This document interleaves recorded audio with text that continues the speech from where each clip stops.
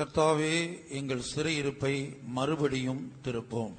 Turn again our captivity, O Lord. 126 சங்கீதம் 4 வசனம். Psalm 126 verse 4. கர்த்தாவே தெற்கத்தி வெள்ளங்களை திருப்புவது போல எங்கள் சிறையிருப்பை திருப்பும். Turn again our captivity, O Lord, as the streams in the south. கர்த்தாவே தெற்கத்தி வெள்ளங்களை திருப்புவது போல எங்கள் சிறையிருப்பை மறுபடியும் திருப்போம். Turn again our captivity, O Lord, as the streams in the south. இங்கே தேவனுடைய சொந்த ஜனங்கள் பாபிலோனின் சிறையிருப்பிலே இருந்து கொண்டு இவ்விதமாய் கண்ணீரோடு ஜெபிக்கிறார்கள். God's own people were in Babylonian captivity and were praying like this with tears. மறுபடியும் திருப்பும் என்கிற வார்த்தை தமிழ் வேதத்தில் இல்லாவிட்டாலும், Even though the term turn again is not found in the Tamil Bible, மூல பாஷையிலும் ஆங்கில மொழிபெயர்ப்பிலும் காணப்படுகிறது. it's found both in the original language and in English translation. மறுபடியும் என்று சொல்லும்போது ஏற்கனவே பல சிறையிருப்பிலே இவர்கள் சிக்கி இருக்கிறார்கள். When we say again, it's understood that earlier they had been entangled in many other captivities. அந்த சிறையிருப்பிலிருந்து தேவனை நோக்கி கெஞ்சின வேளையில் தேவன் அவர்களை சிறையிருப்பை திருப்பினார். From those captivities, when they besought the Lord turned away their captivities. அப்படி தேவனுடைய சொந்த ஜனங்கள் போனதான சிறையிருப்பை நாம் படிப்படியாக தியானித்து வருகிறோம். In this way, we are step by step meditating about the various captivities through which God's own people had gone through. முதலாவது எகிப்திய சிறையிருப்பு. First, the Egyptian captivity. அதிலே 400 வருட காலம் காணப்பட்டார்கள். They were found in that for 400 years. அடுத்து நாம் பார்ப்பது மீதியானியுடைய சிறையிருப்பை பார்த்தோம். Next, we saw about the Midianite captivity. 7 வருட காலம் அந்த சிறையிருப்பிலே காணப்பட்டார்கள். They were found in this captivity for 7 years. அந்த மீதியானியுடைய சிறையிருப்புல என்ன சம்பவித்தது? What happened during that Midianite captivity? அதை நம்முடைய ஆவிக்குரிய வாழ்க்கையோடு இன்றைக்கு நாம் ஒப்பிட்டு பார்த்து வருகிறோம். Now we are comparing that with our spiritual life. நம்முடைய ஜீவிதத்தில் நாமும் இந்த சிறையிருப்பிலே இருக்கிறோமா இல்லையா என்பதை திருவசனத்தின் வெளிச்சத்திலே நாம் ஆராய்ந்து பார்க்கிறோம்.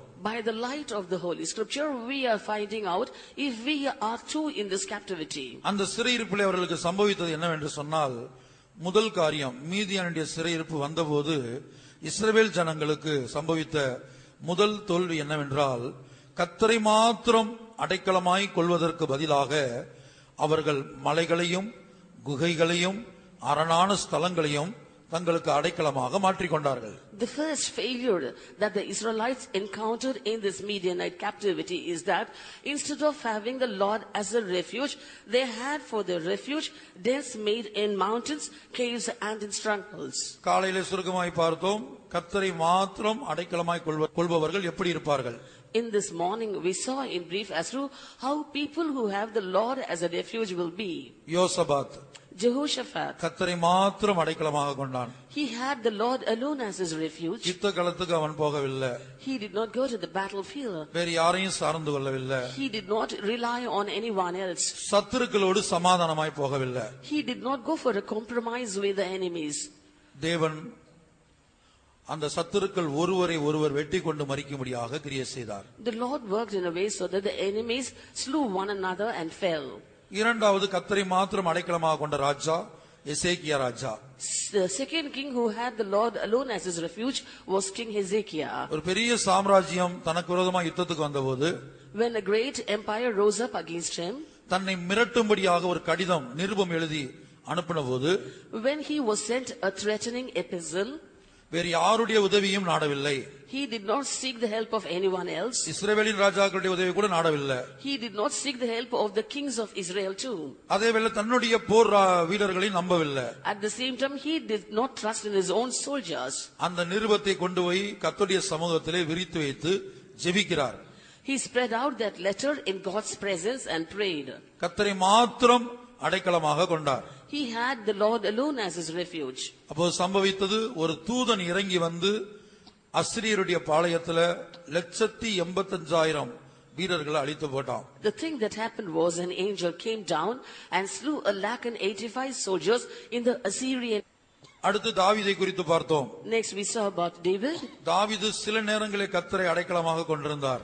David had the Lord as his refuge at times. ஆனா சில போராட்டமான சூழ்நிலையில் மனிதர்களை அடைக்கலமாக கொண்டதை நாம் பார்த்தோம். But in certain circumstances he had men as his refuge. கேகிலா பட்டணத்தாரை அடைக்கலமாக கொண்டு அங்கு போய் அடைக்கலம் புகுந்து கொள்ள வேண்டும் என்று அவன் விரும்பினதை பார்த்தோம். We saw that he wanted to have the men of Keilah as a refuge for him and try to take refuge there. அப்போ கர்த்தர் சவுலிடத்தில் கேயிலா பட்டணத்தார் ஒப்பு கொடுத்து விடுவார்கள் என்று சொன்னபோது அங்க அவன் போகவில்லை. Then when the Lord said unto him that the men of Keilah will deliver him into the hands of Saul, he then turned his way going from Keilah. 1 Samuel 27 அதிகாரத்தில் பெலிஸ்தரின் தேசத்துல போய் அடைக்கலம் புகுந்ததாக நாம் பார்க்கிறோம். In 1 Samuel chapter 27 we see that he went to take refuge or shelter into the Philistine land. இப்படி புறஜாதி ராஜாக்களிடத்திலும் போய் தனக்கு பிரச்சனைகள் போராட்டங்கள் வந்தபோது புறஜாதிகள் ராஜாக்களிடத்துல போய் தாவீது அடைக்கலம் புகுந்தான். In this way, when he was facing trials and temptations, David took refuge under the shelter of Gentile kings. கர்த்தரை மாத்திரம் அடைக்கலமாக கொண்டபோது When he had the Lord alone as his refuge, Saul தாவீதை பிடிக்கத்தக்கதாக வந்த வேளையிலும் when Saul came to catch hold of David, என் ஜீவியம் அவ்வளவுதான் முடிந்து விட்டது என்கிற எண்ணத்துக்கு தாவீது வந்த வேளையில் when David was pushed to a thought where he was to say that was the end of my life, திடீரென்று ஒரு மனிதன் சவுலிடத்துல சொன்னான். all of a sudden a messenger came unto Saul saying, யுத்தம் பண்ணும்படியாக சத்துருக்கள் வந்திருக்கிறார்கள், enemies have come to invade the land. உடனே சவுல் தாவீதை பிடிப்பதை விட்டுவிட்டு பிடிக்கக்கூடிய தூரத்தில் இருந்தும் பிடிப்பதை விட்டுவிட்டு திரும்பி போனான்.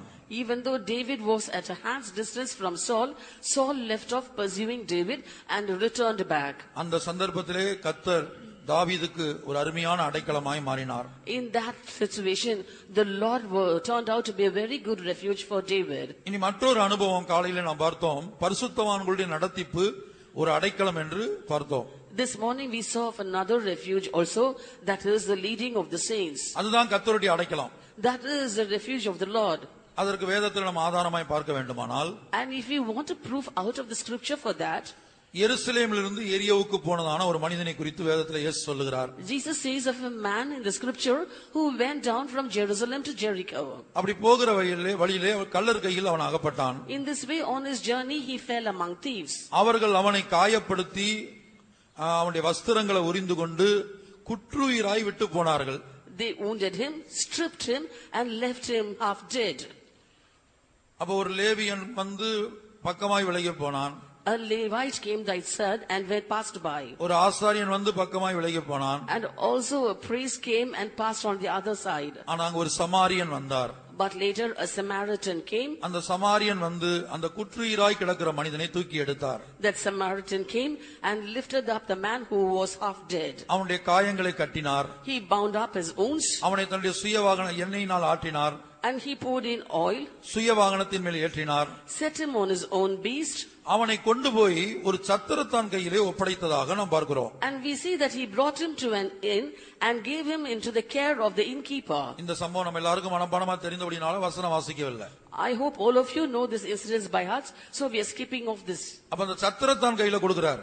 He gave him into the hands of the innkeeper. கொடுத்துட்டு அவனுக்கு 2 பணம் கொடுக்கிறார். And also he gave the innkeeper 2 pence. இவனை நான் திரும்பி வர்ற வரைக்கும் பராமரித்துக்கொள். You take care of him until I return. இதை இவனுக்கு செலவழி. You spend on him. இதற்கு அதிகமாக நீ செலவழிப்பாயானால், in case you spend more than what I've given, நான் திரும்பி வரும்போது உனக்கு கொடுப்பேன். when I come again I will repay thee. இது நம்முடைய ஜீவிதத்தில் ஒப்பிட்டு பார்க்கும்போது, when we compare this in our lives, நாம் பாவத்துல தேவனை அறியாமல் ரட்சிக்கப்படுவதற்கு முன்பாக நாம் பிசாசினால் காயப்படுத்தப்பட்டு குற்றுயிராய் கிடந்தோம். Before we were saved, we knew not God, so we were in sin, and we were wounded by the devil, and were left half dead. எசேக்கியேல் 16 அதிகாரத்தில் எழுதப்பட்டிருக்கிறது. In Ezekiel chapter 16, it is written, நம்முடைய நிலவரம் எப்படி இருந்தது? how was our state? மிதிக்கப்படுவதற்கு ஏதுவாக இரத்தத்தில் கிடக்கிற உன்னை பார்த்து பிழைத்திரு என்றேன். And you were as though to be trampled and in blood, and looking unto you, I said, live.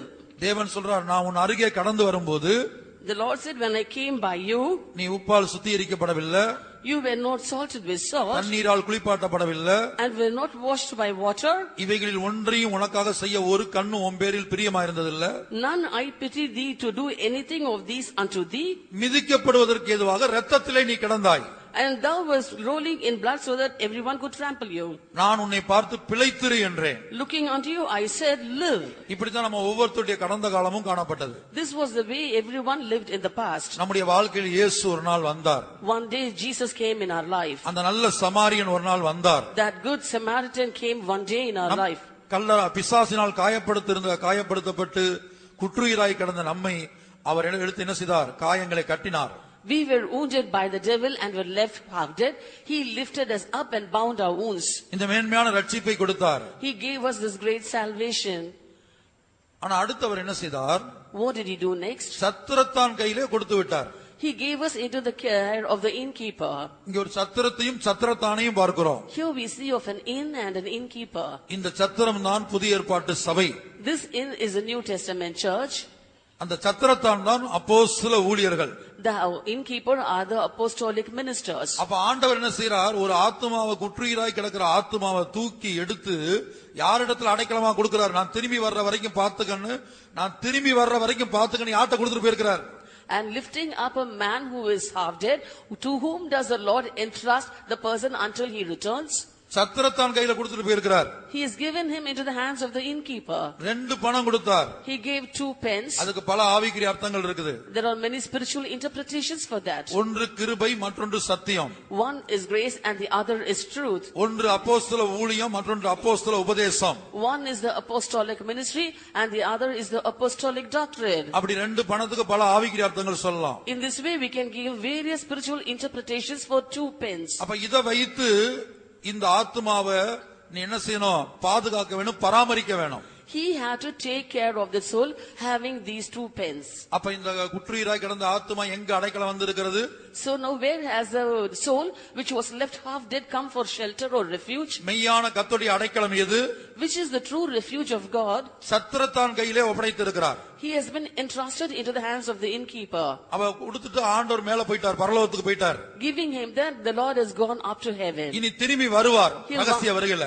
He will once again come in his secret coming. ரகசிய வருகையில திரும்பி வருவார். In his secret coming he will return. அப்ப திரும்பி வருகிற வரைக்கும் இந்த ஆத்துமாவை பராமரித்து, இந்த ஆத்துமாவை உருவாக்கி, ஆண்டவரை போல மாற்றி ஆண்டவர்ட்ட ஒப்படைக்க வேண்டிய வேலை அப்போஸ்தல ஊழியர்களுடைய வேலை.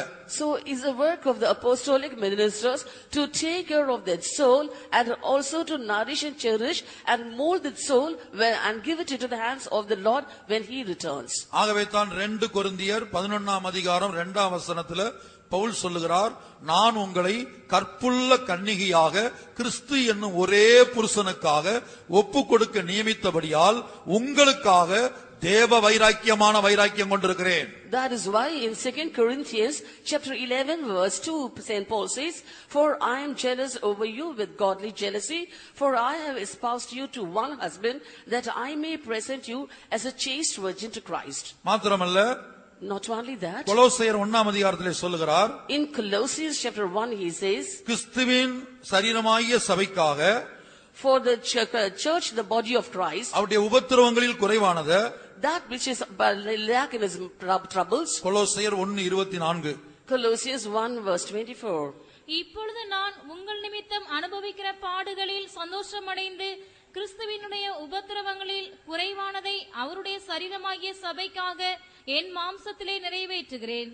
Who now rejoice in my sufferings for you, and fill up that which is behind of the afflictions of Christ in my flesh for his body's sake, which is the church. அப்ப பாருங்க, பவுல் சொல்றாரு, கிறிஸ்து பாடுபட்டது போல கிறிஸ்துவுடைய சரீரமாகிய சபைக்காக, ஆத்துமாக்களுக்காக, அவங்களுடைய பூரணத்துக்காக ஏன் மாம்சத்துல பாடுபடுறேன்னு சொல்றார். St. Paul says, as Christ suffered, I too am suffering in my body for the church, so that I might bring it and present it before Christ. இதைத்தான் எபிரேயர் 13:17 படிக்கிறோம். உங்களை நடத்துகிறவர்கள் உங்கள் ஆத்துமாக்களுக்காக உத்தரவாதம் பண்ணுகிறவர்களாய் விழித்திருக்கிறார்கள். This is what we read in Hebrews chapter 13 verse 17, that they that have the watch over your souls must give account for your souls. அதைத்தான் பரிசுத்த பவுல் நிருபத்திலே சொல்றாரு. இதெல்லாம் உங்களுக்கு மனப்பாடமா தெரியும்னு விசுவாசிக்கிறேன். உங்கள் ஆத்துமாக்களுக்காக நான் செலவு பண்ணவும் செலவு பண்ணப்படவும் விரும்புகிறேன். That's what in one of the epistles and Paul says, I like to be spent and to spend for your souls. இப்ப நம்ம மீதியானியருடைய சிறையிருப்பில் நம்ம இருந்தால் என்ன நம்முடைய வாழ்க்கையில சம்பவிக்கும்? Now, if we are in Midianite captivity, what will happen in our lives? இந்த பரிசுத்தவான்களுடைய நடத்திப்புக்கு கீழ நம்ம இருக்க மாட்டோம். We will not be under the leading of the saints. சபையில இருப்போம். We will be in the church. விசுவாசிகளா இருப்போம். We will be believers. ஊழியர்களா இருப்போம். We might be workers of God. நான் சொல்றது ஊழியர்களுக்கும் பொருந்தும். What I say is fits the workers of God too. அப்ப இந்த சபையில இருந்தாலும் வருஷக்கணக்கா இருந்தாலும் நடத்திப்புக்கு கீழ இல்லாம ஏன் விருப்பத்தின்படி ஏன் இஷ்டத்தின்படி இந்த சபையில என்னால இருக்க முடியும்? Even though I am in this church for years together, being not under the leading of the saints, I can live in this church as I like and as it pleaseth me. இப்ப பரிசுத்தவான் எனக்கு கூப்பிட்டு எனக்கு மேல உள்ள நடத்திப்புக்காரங்க என்னை கூப்பிட்டு ஒரு வேலை செய்ய சொல்றாங்க, ஏத்துக்கொள்ளுங்க. Suppose the leaders above me call me and give a duty to me. இல்ல எனக்கு சுகம் இல்லை, என்னால முடியாது. No, I am not feeling well, so I cannot do that. இத செய்ய எனக்கு முடியாது. I cannot do this work. அப்படின்னு எனக்கு சொல்ல முடியும். I can say so. அவங்க கட்டாயப்படுத்த மாட்டாங்க. They won't force me. இப்படி பல காரியங்கள் இப்ப சொல்லிக்கொண்டே போகலாம். In this way I can say various things. அப்ப அதாவது என்னுடைய விருப்பத்தின்படி 20 வருஷம் இல்ல 50 வருஷம் இந்த ஊழியத்துல நான் இருக்கலாம். So according to my whims and fancies, I can stay in this ministry not for 20 but even for 50 years. அதுபோலதான் விசுவாசிகளுக்கும். Similar is the case with believers. எத்தனை வருஷம் இதுல விசுவாசியா இருக்கோங்கிறது விஷயம் இல்ல. The number of years of believers is not being a matter for us. ஆனா அப்போஸ்தலர் இயேசு அந்த நல்ல சமாரியன் கல்வாரில ரத்தம் சிந்தினது மாத்திரமல்ல, நமக்காக மரித்தது மாத்திரமல்ல, குற்றுயிராய் கிடந்த ஆத்மாவை காயங்களை கட்டி சத்திரத்தானை ஒரு சத்திரத்தை ஏற்படுத்தி இருக்கிறார். இந்த பூமியில ஒரு சத்திரத்தை ஏற்படுத்தி சத்திரத்தானை ஏற்படுத்தி அவன் கையில இந்த ஆத்மாவை கொடுத்துட்டு போயிருக்கிறார். Jesus not only died for us, not only shed his blood for us, but also has lifted up a soul which was half dead and has created an inn in this world, that is the church, and has given us into the hands of the innkeeper. அந்த சத்திரம் தான் புதிய ஏற்பாட்டு சபை.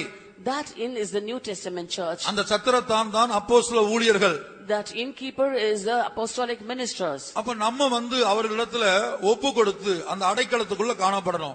So we should submit ourselves and be found under that refuge. எபேசியர் 2ஆம் அதிகாரத்தில் எழுதப்பட்டிருக்கிறது. In Ephesians chapter 2 it is written. இப்ப நீங்க தேவனுடைய வீட்டுக்கு வர்றீங்க. Now you come to the house of God. இங்க வரக்கூடிய விசுவாசிகள் ஒரு அந்நியனை போல வந்துட்டு அந்நியனை போல போகலாம். The believers here can come as strangers and leave off as strangers. அதே வேளை பரிசுத்தவான்களோட ஒரே நகரத்தாரும் தேவனுடைய வீட்டாருமாவும் நீங்க மாறலாம். At the same time you can be the same household of God and the house of the Lord also. எபேசியர் 2ஆம் அதிகாரம் 19ஆம் வசனம். Ephesians chapter 2 verse 19. ஆகையால் நீங்கள் இனி அந்நியரும் பரதேசிகளுமாயிராமல் பரிசுத்தவான்களோட ஒரே நகரத்தாரும் தேவனுடைய வீட்டாருமாயிருந்து. அடுத்த வசனம் கூட. அப்போஸ்தலர் தீர்க்கதரிசிகள் என்பவருடைய அஸ்திபாரத்தின் மேல் கட்டப்பட்டவர்களுமாயிருக்கிறீர்கள், அதற்கு இயேசு கிறிஸ்து தாமே மூலைக்கல்லாயிருக்கிறார். Now therefore ye are no more strangers and foreigners, but fellow citizens with the saints and of the household of God, and are built upon the foundation of the apostles and prophets, Jesus Christ himself being the chief cornerstone. ஆனா அதே வேளை நீங்க இந்த சத்திரத்துக்குள்ள வந்தால், but at the same time if you come inside this inn, இந்த சத்திரத்துக்குள்ளேயும் சத்திரத்தானுடைய நடத்திப்புக்குள்ளேயும் நீங்க உங்களை அடைக்கலமா ஒப்பு கொடுக்க வேண்டும். You have to surrender yourselves under the refuge of this inn and under the leading of the innkeeper. அதான் பரிசுத்தவான்களுடைய ஒரே நகரத்தாரும் தேவனுடைய வீட்டாருமா மாறணும். That is, you have to become fellow citizens with the saints and of the household of God. அப்ப 20ஆம் வசனத்துல அப்போஸ்தலர் தீர்க்கதரிசிகளுடைய அஸ்திபாரம் என்று படிக்கிறோம். And in verse 20 we read of the foundation of apostles and prophets. நம்ம எத்தனை வருடம் விசுவாசியா இருக்கோம்ங்கறது விஷயம் இல்ல. And it is not a matter as to how many years we've been believers. இந்த அப்போஸ்தல நடத்திப்பு அப்போஸ்தல உபதேசம் நம்முடைய ஜீவியத்துல அஸ்திவாரமா மாறணும். This apostolic leading and apostolic doctrines should become the foundation in our life. ஒரு பில்டிங்க்கு அஸ்திவாரம் சரியா இருந்தா தான் கட்டடம் நிக்கும். If the foundation is proper alone, will the building above it stand? இந்த பில்டிங்க்கு அஸ்திவாரம் சரியில்லைன்னா இது இடிஞ்சு கீழே விழுந்துரும். If the foundation of this building is not right, this building will collapse. ஆகவே ஒவ்வொரு விசுவாசியுடைய ஜீவியத்திலும் அப்போஸ்தல உபதேசம் அப்போஸ்தல நடத்திப்பு இது உங்களுடைய ஜீவியத்துல சரியான அஸ்திவாரமா இருக்கணும். Therefore, in the life of every believer, the apostolic doctrine and apostolic leading should be in a proper way as a foundation. நான் ஏற்கனவே சொன்னது போல இந்த சத்தியத்துல 30 வருஷம் 40 வருஷம் 50 வருஷம் இருந்தும் சுய விருப்பத்தின்படி வந்து போய் சுய விருப்பத்தின்படி ஜீவிக்கலாம். As I told you earlier, being in this faith for nearly 30, 40 and 50 years also, you can do and act according to your own whims and fancies. ஆனால் அப்படிப்பட்டவர்கள் மீதியானியருடைய சிறையிருப்பில் இருக்கிறார்கள். But such are under Midianite captivity. அவங்க ஒருவேளை சொந்த பலத்தை அடைக்கலமா நினைச்சிட்டு இருப்பாங்க. They might have their own strength as their refuge.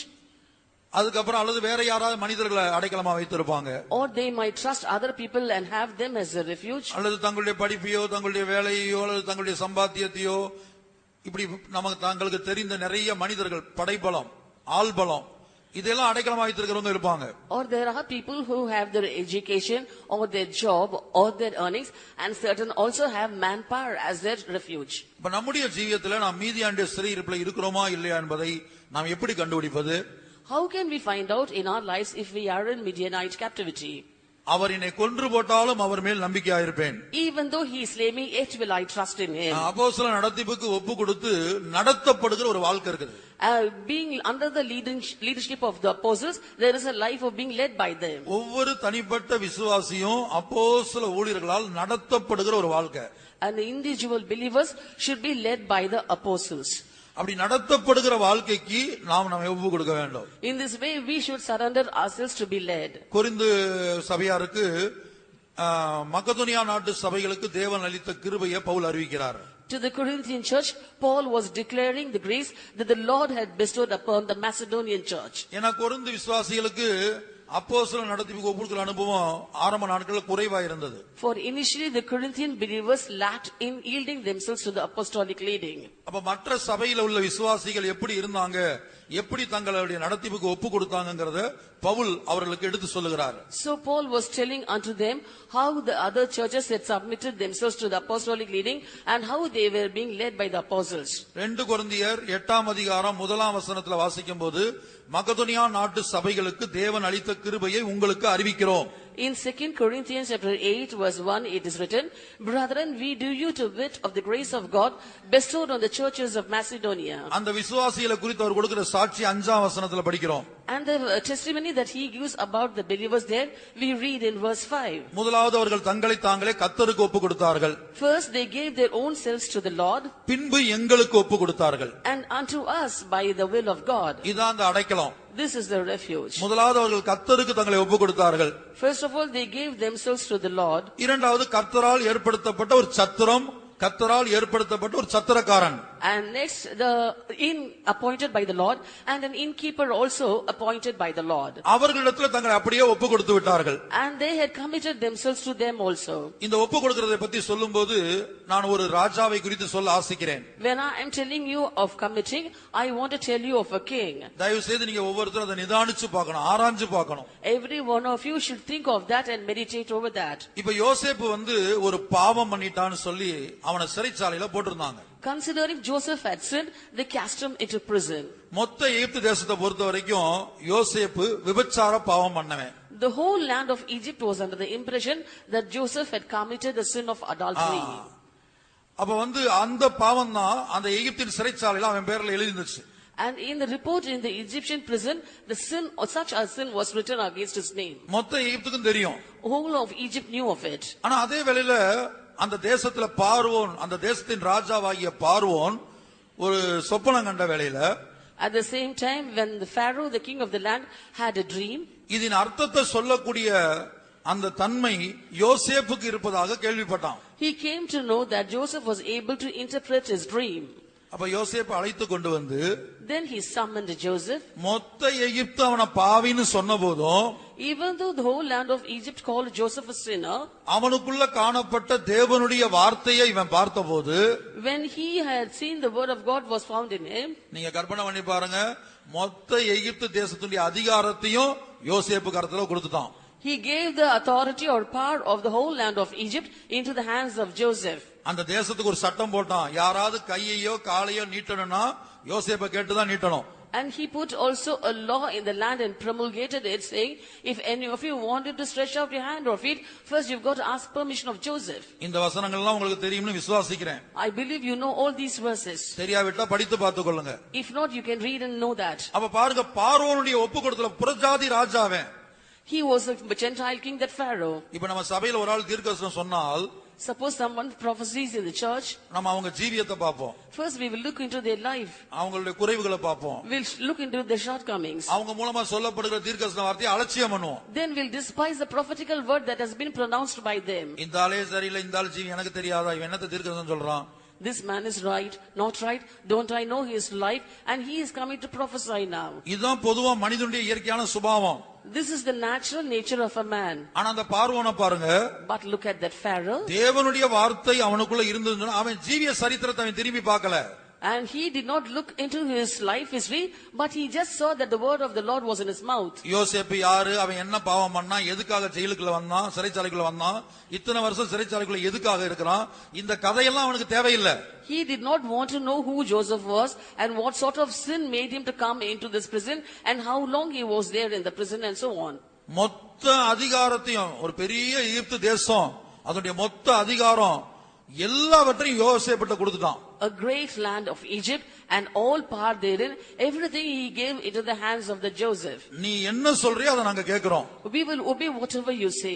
கற்பனை பண்ணி பாருங்க. Just imagine. இன்றைக்கு நம்ம சத்தியத்துக்குள்ள வந்து 20 வருஷம் 30 வருஷம் ஆகுது. Now we have come to this faith some 20 or 30 years ago. அந்த பார்வோனுக்குள்ள இயேசுவின் ரத்தத்தை பத்தி தெரியாது.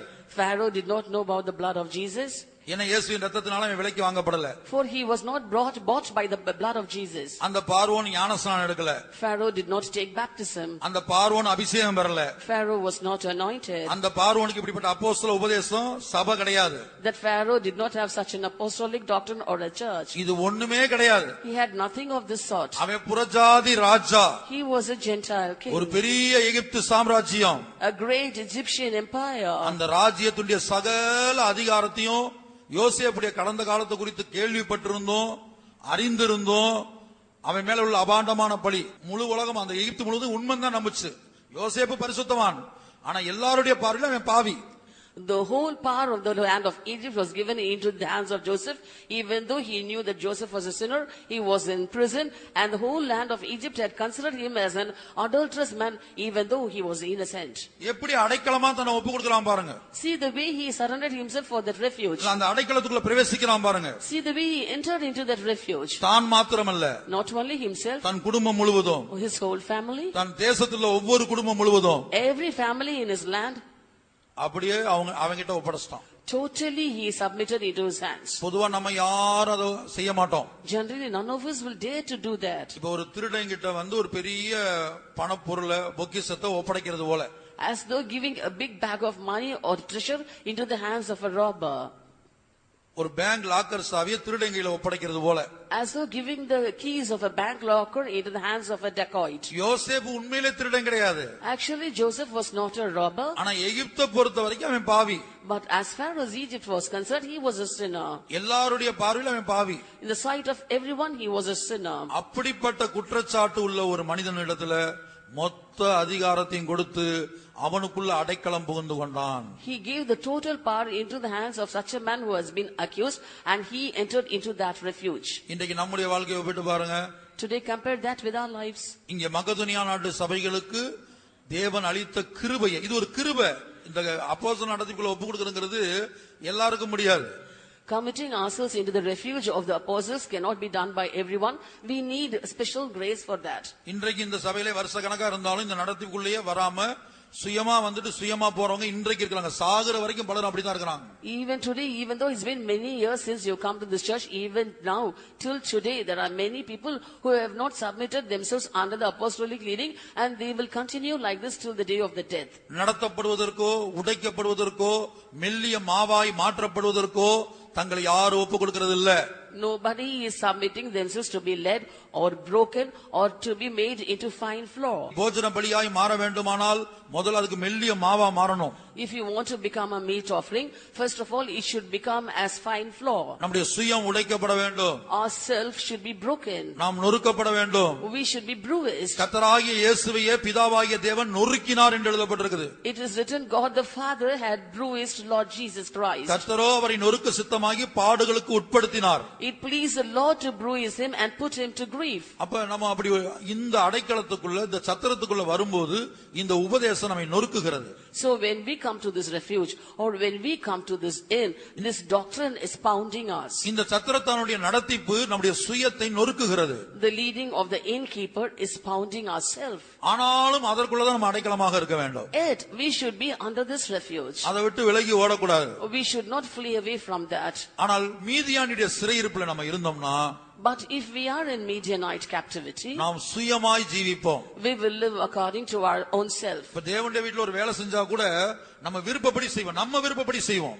Even though we do some work in the house of God, we will be doing that according to our own wish. கர்த்தருடைய வீட்டுல ஒரு ஊழியங்களை செய்தா கூட நம்முடைய விருப்பத்தின்படி நம்முடைய ஆசையின்படி செய்வோம். Even though we do some ministry or service in the house of the Lord, we will be doing it according to our own way and our own wish. எதற்கும் பலியாய் ஒப்புக்கொடுக்கிற ஒரு அனுபவம் நமக்கு தேவை.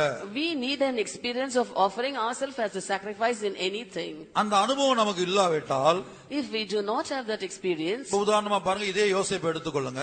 for example, consider the same Joseph. யாக்கோபு என்ன செய்தான்? What did Jacob do? அவனுடைய சகோதரர்களுக்கு ஆகாரம் கொடுக்கும்படியாக யோசேப்பு அனுப்புகிறான். He sent Joseph to give food to his brothers. அதான் அனுப்பப்படுவது, That is being sent. நடத்திப்பு. That is leading. அப்போஸ்தலன் என்ற வார்த்தைக்கு அர்த்தம் அனுப்பப்பட்டவன். The meaning of the term apostle is being sent. நான் அப்போஸ்தல உபதேசத்துல இருக்கிறேன் நீங்க சொன்னீங்கன்னா நீங்க அனுப்பப்பட வேண்டும். If you say that you are under the apostolic doctrine, then you should be sent. இப்ப பாருங்க, யோசேப்புக்கும் அவனுடைய சகோதரருக்கும் ஏற்கனவே ஆகாது. Already there was a misunderstanding between Joseph and his brethren. இப்ப தகப்பன்ட்ட யோசேப்பு சொல்லிருக்கலாம், Joseph could have told his father, அப்பா எனக்கு அவங்களுக்கு ஒத்து வராது. there is a misunderstanding between me and my brethren. தகப்பனுடைய கண்ணுகளுக்கு முன்பாக தகப்பனுடைய வீட்டுல இருக்கும் போதே ஒருத்தர் கொடுத்து அடி வைப்பாங்க. And even before the father, in front of him, in their own house, they will come to fist fights. ஆளே இல்லாத காட்டுக்கு தனியா போனா என்ன ஆகும் நிலவரம்? And if he goes to a place where there is no inhabitants at all, what will be his end? இப்ப நாம இருந்தா சொல்லிருப்போம். If we had been in that place, we would have told, ஒரு 2 பேருக்கு நான் டியூட்டி போறேன்னு வெச்சுக்கங்களேன். suppose I'm putting duty for 2. சொல்லுவாங்க, brother எனக்கு வேற ஆளை மாத்தி கொடுங்க, இந்த ஆளோட எனக்கு ஒத்து போகாதும்பாங்க. Certain people used to come up and say, change me with another group, or I cannot get along with this person. இந்த ஆளோட எனக்கு ஒத்து போகாது, I cannot adjust with this person. நான் வேற ஆளோட செய்யறேன், இன்னால கொடுங்க எனக்கு. I'll do the duty with someone else, or give me that person with me. நீங்க சொன்ன வேலையை நான் செஞ்சு முடிச்சிடுறேன். I'll do the work that you've asked me to do. அதெல்லாம் அப்போஸ்தல நடத்திப்பு ஒப்பு கொடுப்பது. That is not yielding to apostolic doctrine. இப்ப யோசேப்பு அப்படி சொல்லல. Joseph did not say like that. இவனுக்கு தெரியும் சகோதரர்கள் துன்பப்படுத்துவாங்கன்னு. He knew that his brothers will persecute him. ஆனா தகப்பனுடைய வார்த்தையை கேட்டு போறான்.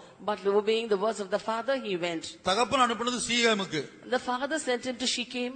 அங்க போன சீகேம்ல சகோதரர்கள் இல்ல. There in Shechem, he was not able to trace out his brethren. இவன் நினைத்தால் திரும்பி வந்து நான் சீகேமுக்கு போனேன், அங்க அவங்க இல்லன்னு சொல்லி கம்ப்ளைண்ட் பண்ணிருக்கலாம் தகப்பன்ட்ட. Had he thought, he could have returned back, not finding the brethren in Shechem, and coming and telling the father, saying, I searched throughout Shechem but could not find my brethren. ஆனா அவன் என்ன செய்தான்? But what did he do? தகப்பன் என்ன வேலை கொடுத்து அனுப்புனானோ அந்த வேலையை நிறைவேற்றி முடிக்கணும். He had to fulfill the works given to him by the father. அவங்க எங்கன்னு விசாரிக்கிறான். He just inquired about where his brethren had been. அப்ப ஒருத்தன் சொல்றான் அவங்க தோத்தானுக்கு போவோம்னு சொன்னாங்க. And one person said that he heard their brethren speaking, let us go to Dothan. இவன் தோத்தானுக்கு தேடி போகிறான். He went to Dothan to search his brethren. ஆனா அந்த துஷ்ட சகோதரர்கள் என்ன செஞ்சாங்க? But what did his wicked brethren do?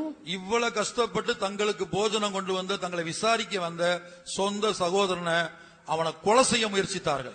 With much difficulty, his brother had traced him out and brought meat to feed them, but they tried to kill him. சில வேளை நடத்திப்பு கீழ்ப்படியும் போது இப்படிப்பட்ட உபத்திரவங்கள், தொந்தரவுகள், நஷ்டங்கள் நம்முடைய வாழ்க்கையில உண்டாகும். At times when we are obedient to the leading and the leaders, we might have to face such problems, troubles, and at times losses also. உடனே நாம அந்த சொல்லுவோம், அந்த பிரதர் பேச்சை கேட்டு அந்த பாஸ்டர் பேச்சை கேட்டு தான் இப்படி ஒரு நஷ்டம் ஆயிருச்சு.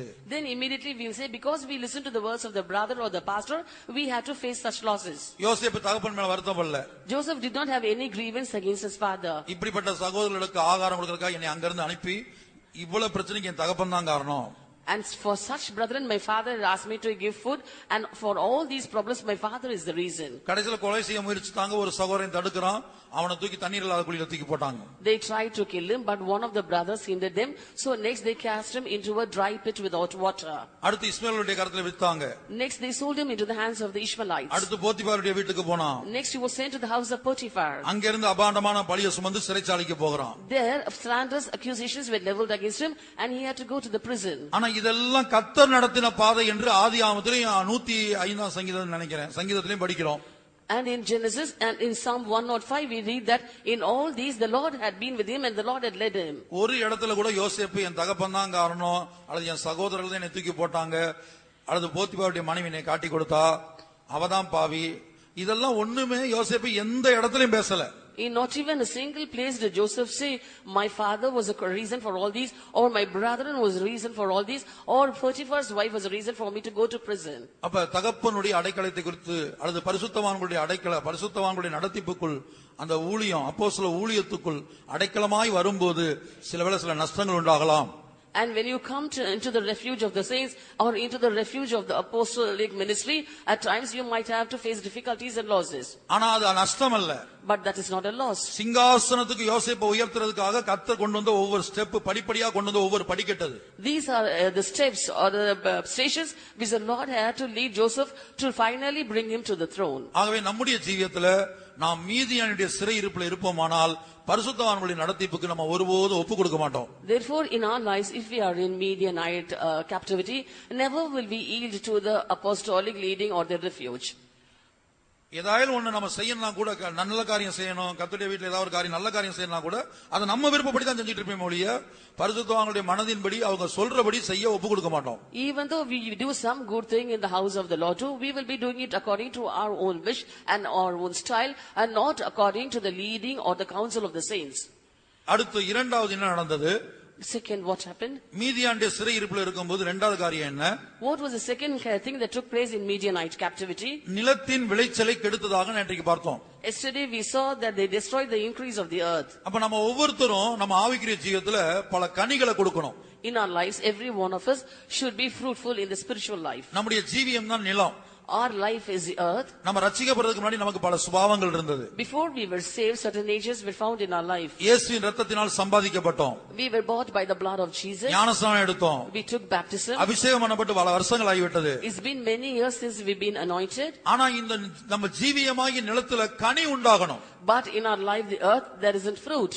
இயேசு சொல்றாரு லூக்காவுல, In Luke, Jesus says, இதோ 3 வருட காலமாய் இதுல கனியை தேடி வருகிறேன். Before for 3 years I am seeking fruit in this. அதுல ஒரு கனி ஒன்றையும் காணோம். I find no fruit.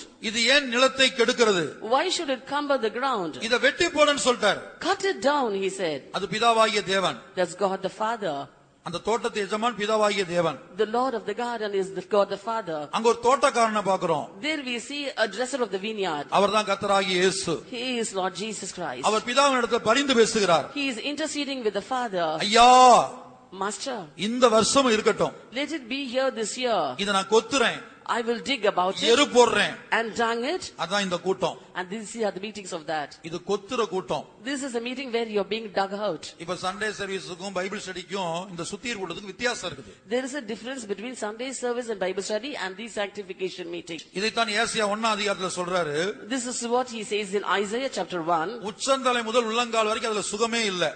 Right from the sole of the foot even at the head there is no soundness. அதுல seal பிதுக்கப்படவில்லை. And the pus is not passed out, taken out. இப்ப ஒரு ஆளுக்கு sugar கட்டி வந்துச்சுன்னா, Suppose there is a diabetic boil for a person. அத கவனிக்கிறவங்க என்ன செய்றாங்கன்னா அத அந்த கட்டில உள்ள அந்த சீல் எல்லாம் பிதுக்கி எடுக்கறாங்க. The one who is taking care of him first cleans up the wound. அப்ப அவங்க அந்த பிதுக்கி எடுக்கிறவங்களுக்கு பெயின் இருக்காது. And the one who is cleaning up the wound will not feel the pain. ஆனா அந்த கட்டி உள்ளவங்க துடிப்பாங்க வேதனையில. But the person who's got the ulcer or boil will be struggling in pain. அவங்க துடிக்கிறாங்கன்னு அமிக்கி எடுக்கிறவங்களுக்கு தெரியும். The person who's cleaning up will knows that the other one is suffering in pain. ஏன்னா அவங்கள அப்படியே விட்டா செத்து போவாங்க. For if they leave them as they are, they will die. அப்ப பிதுக்கி எடுத்து வேதனையை உண்டாக்குறது அவங்க செத்து போகாமல் இருக்கும்படி. So they are cleaning up the wound so that the other person does not die. அதைத்தான் இந்த சுத்திகரிப்பு கூட்டங்கள்ல ஆண்டவர் செய்கிறார். That is what the Lord is doing in these sanctification meetings. பலருக்கும் பிதுக்கி சீல பிதுக்கி எடுக்கும்போது என்ன துடிப்பாங்களோ அந்த துடிப்பு தான் அந்த கூட்டத்துல உண்டாகும். And when people are being cleaned up of their wounds, they are struggling in pain.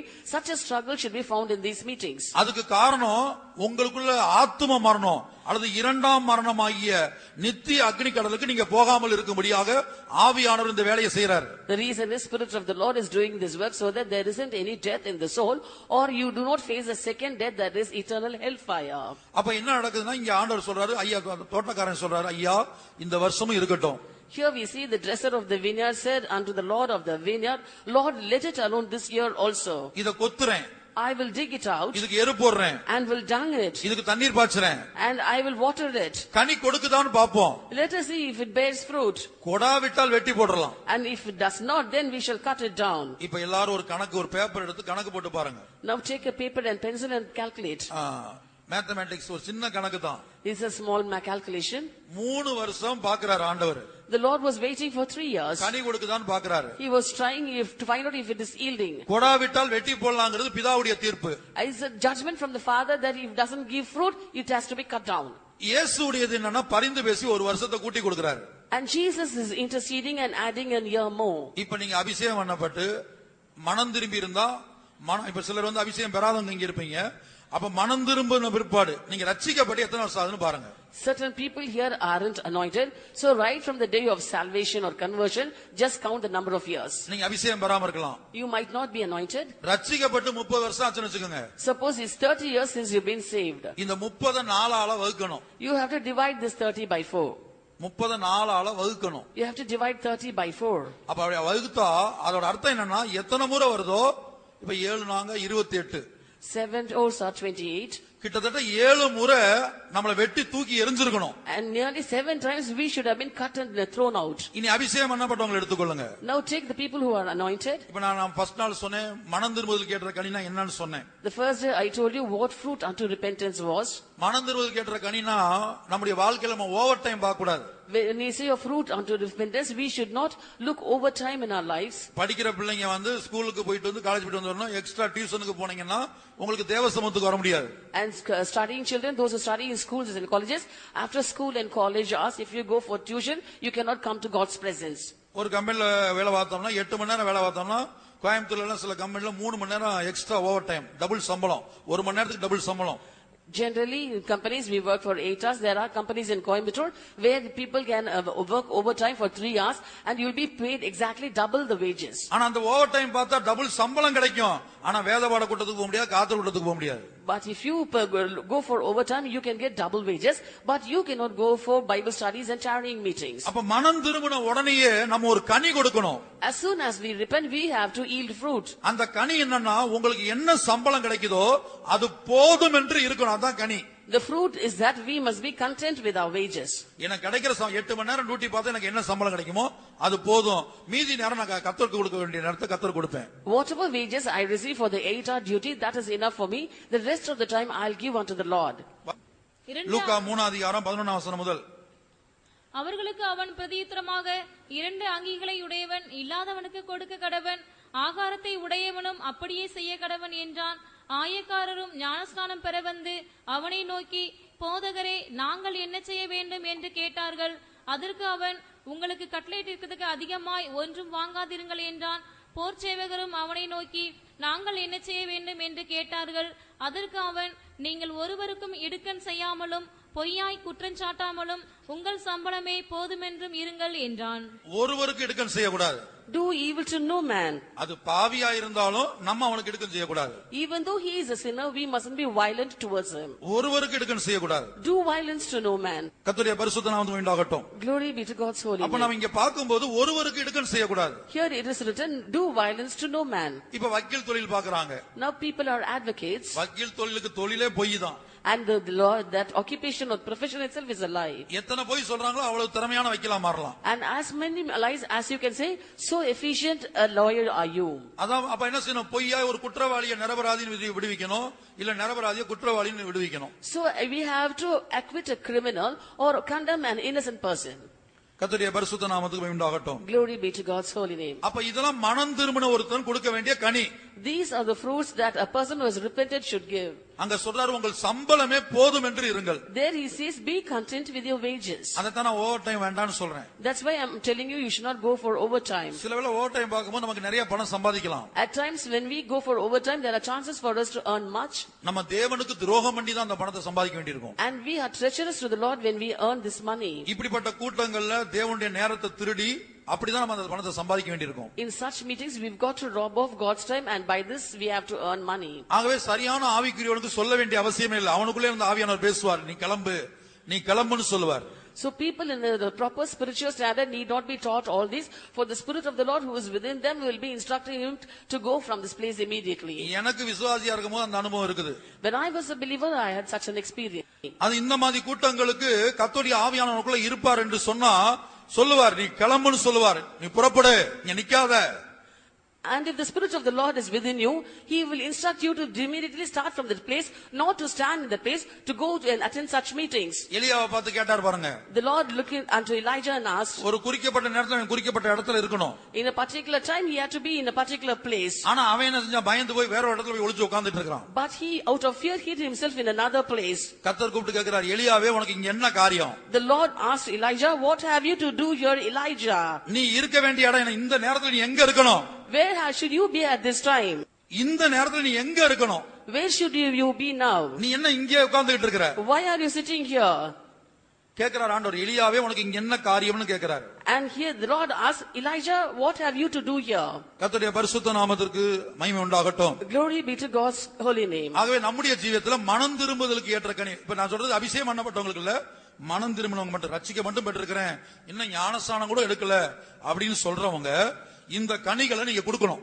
Now I am telling unto those who haven't yet received the anointing, you might say, I have just saved, I have not received the anointing, I have been baptized, but for these people I say, you have to give fruits unto repentance. இப்ப மனம் திரும்பி 20 வருஷம் ஆச்சு. Now it's 20 years since you have saved. 20 வருஷமா ஞானஸ்நானம் எடுக்கல. 20 years you haven't taken baptism. அப்ப 20 வகுத்தல் 4. Then 20 divided by 4. அப்ப 5 முறை நம்மள வெட்டி போட்டுருக்கணும். So 5 times we should have been cut down. நம்ம நிலம் என்கிற சபையை கெடுத்து கொண்டிருக்கிறோம். We are cumbering the land that is the church. ஆண்டவர் நம்மை வெட்டி போட்டுருக்கணும். The Lord should have cut us down. ஆனா மறுபடியும் பரிந்து பேசிக்கொண்டே இருக்கிறார். But time and again he is interceding for us. அடுத்தபடியாக அபிஷேகம் பண்ணப்பட்டவங்களுக்கு வருவோம். Next let's come to the anointed. அவங்க கொடுக்க வேண்டிய கனி என்ன? What is the fruit that they should give? அதான் ஆவியின் கனி. That is the fruit of the Spirit. கலாத்தியர் 5ஆம் அதிகாரம் 22ஆம் வசனம் முதல். Galatians chapter 5 verse 22 onwards.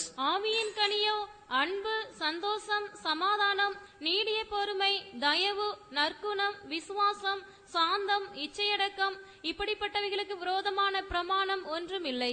But the fruit of the Spirit is love, joy, peace, long-suffering, gentleness, goodness, faith, meekness, temperance. Against such there is no law.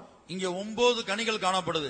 Here 9 fruits are said. இத மேலோட்டமா நீங்க படிச்சீங்கன்னா என் வாழ்க்கையில இருக்குன்னு சொல்லிடுவீங்க. If you read that superficially, you might say all these fruits are found in your life. ஒவ்வொரு காரியத்துக்கும் விளக்கம் கொடுக்கணும். We have to give explanation for every matter. முதல்ல அன்பு. First is love. அன்புன்னு சொன்னா அது தேவ அன்பு.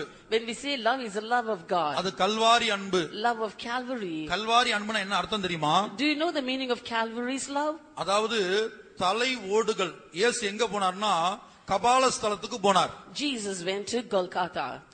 கபாலஸ்தலம்னு சொன்னா தலை ஓடுகள் மாத்திரம் இருக்கு. When we say of Golgotha, it's the place of skulls. தலை ஓடுகளால் ஆன மலை. A hill filled with skulls. பிதாவாகிய தேவன் இயேசுவை சிலுவையில் அறையும்படியாக தெரிந்தெடுத்த இடம் கபாலஸ்தலம். God the Father chose Golgotha to nail Jesus Christ on the cross. தலை ஓடு மட்டும் தான் இருக்கு, மூளை கிடையாது. Only the skull was there was no brain inside. இப்ப மூளை இருந்தா தான் மற்றவங்க நமக்கு விரோதமா பேசுறது ஞாபகத்துல இருக்கும். Now only when you have the brain, you will have in memory all the things spoken by others against us. இன்னார் 10 வருஷத்துக்கு முன்னாடி இப்படி பேசுனாங்க. This person spoke like this 10 years ago. என்னுடைய பிள்ளைகளை குறித்து இப்படி பேசுனாங்க. They spoke about my children like this. என்ன குறித்து இப்படி பேசுனாங்க. They spoke like me about me like this. அது ஞாபகத்துல இருந்து கொண்டே இருக்கும். It will be on in our memory forever and ever. நான் அவங்களுக்கு ஒரு உதவி செஞ்சேன். I helped them. அவங்க அதை அவமதித்தாங்க. They just humiliated me. 10 வருஷம் 30 வருஷத்துக்கு முன்னாடி நடந்தாலும் அது ஞாபகத்துல இருந்துட்டே இருக்கும். Everything that took place 10 or 30 years ago will still be fresh in our memory. அடுத்து யாருடைய வாழ்க்கையில வந்த பாவங்களை நீங்க பாக்குறீங்க, சில வேளை கண்ணால அல்லது சில வேளை கேள்விப்படுறீங்க, அது ஞாபகத்துல இருந்துகிட்டே இருக்கும். அந்த ஆளை பார்க்கும் போதெல்லாம் அந்த ஆள் பேரை கேட்டாலே உடனே அது ஞாபகத்துக்கு வரும். At times you would have heard the sins of someone or you could have seen them sin, but whenever the name is being spelled out or pronounced before you, immediately those sins will come to your memory. அப்படி என்றால் நமக்குள்ள கல்வாரி அன்பு இல்ல. If that be so, we do not have Calvary's love in us. இப்ப தேவன் பாருங்க, என்னுடைய வாழ்க்கையில உங்களுடைய வாழ்க்கையில அந்த பாவத்தை ஒருவேளை நம்ம ரட்சிக்கப்பட்ட பிற்பாடும் மன்னிப்பை பெற்றுக்கொண்ட பிற்பாடும் இப்ப என்கிட்ட கேட்ட நம்ம சாட்சி சொல்லுவோம். நம்ம பலரும் சொல்லுவோம், நம்ம ரட்சிக்கப்படுறதுக்கு முன்னாடி என்ன செஞ்சோம், நான் குடிச்சேன், நான் வெறிச்சேன், இந்த பாவத்துக்கு அடிமைப்பட்டிருந்தேன், இதெல்லாம் நமக்கு இன்னைக்கு ஞாபகம் இருக்குது. ஆனா ஆண்டவர்ட்ட கேட்டீங்கன்னா என்னைக்கு மன்னிச்சாரோ அன்னைக்கே அவருக்கு ஞாபகத்தில் இல்லாம போயிருச்சு. And today it's been many years since we are saved, but before we were saved, we were given to sin. When we are asked to testify, we might say, I did this sin, that sin, I was a drunkard and I was a gambler, so on. But after we have been saved, the Lord has forgiven all our sins and He also has forgotten it. If we go and ask Him, He'll say, that isn't in my memory. 2 கொரிந்தியர் 5 அதிகாரத்துல அதான் படிக்கிறோம். தேவன் உலகத்தாருடைய பாவத்தை எண்ணாமல். That is what in 2 Corinthians chapter 5 it is written, God considered not the sins of the world. எபிரேயர்ல புது உடன்படிக்கை குறித்து படிக்கிறோம். நான் இனி உங்களுடைய அக்கிரமங்களை நினையாமல் இருப்பேன். உங்களுடைய பாவங்களை மன்னித்து அக்கிரமங்களை மன்னித்து இனி நினையாமல் இருப்பேன். அதை நினைக்க மாட்டேன். In Hebrews we read about the New Testament that he says, I will forgive your sins and will not remember your sins and iniquities anymore. இதுதான் தேவனுடைய அன்பு. This is the love of God. இப்போ நீங்க அப்படிப்பட்ட அன்பு சகோதரர்களே யார் மேலயா வச்சிருக்கீங்களா? Have any of you got such a love towards your brethren? ஒரு ஆள்கிட்ட அன்பு கூர்றோம்னா அவங்க உங்களுக்கு ஒருவேளை தீமை செஞ்சாலும் இல்ல அவங்க வாழ்க்கையில அவங்க பாவம் செஞ்சாலும் அது உங்க ஞாபகத்துல இருக்க கூடாது. If you love some person, if you have done something wrong to them, or if they have done something wrong to you, nothing of that should be in your memory.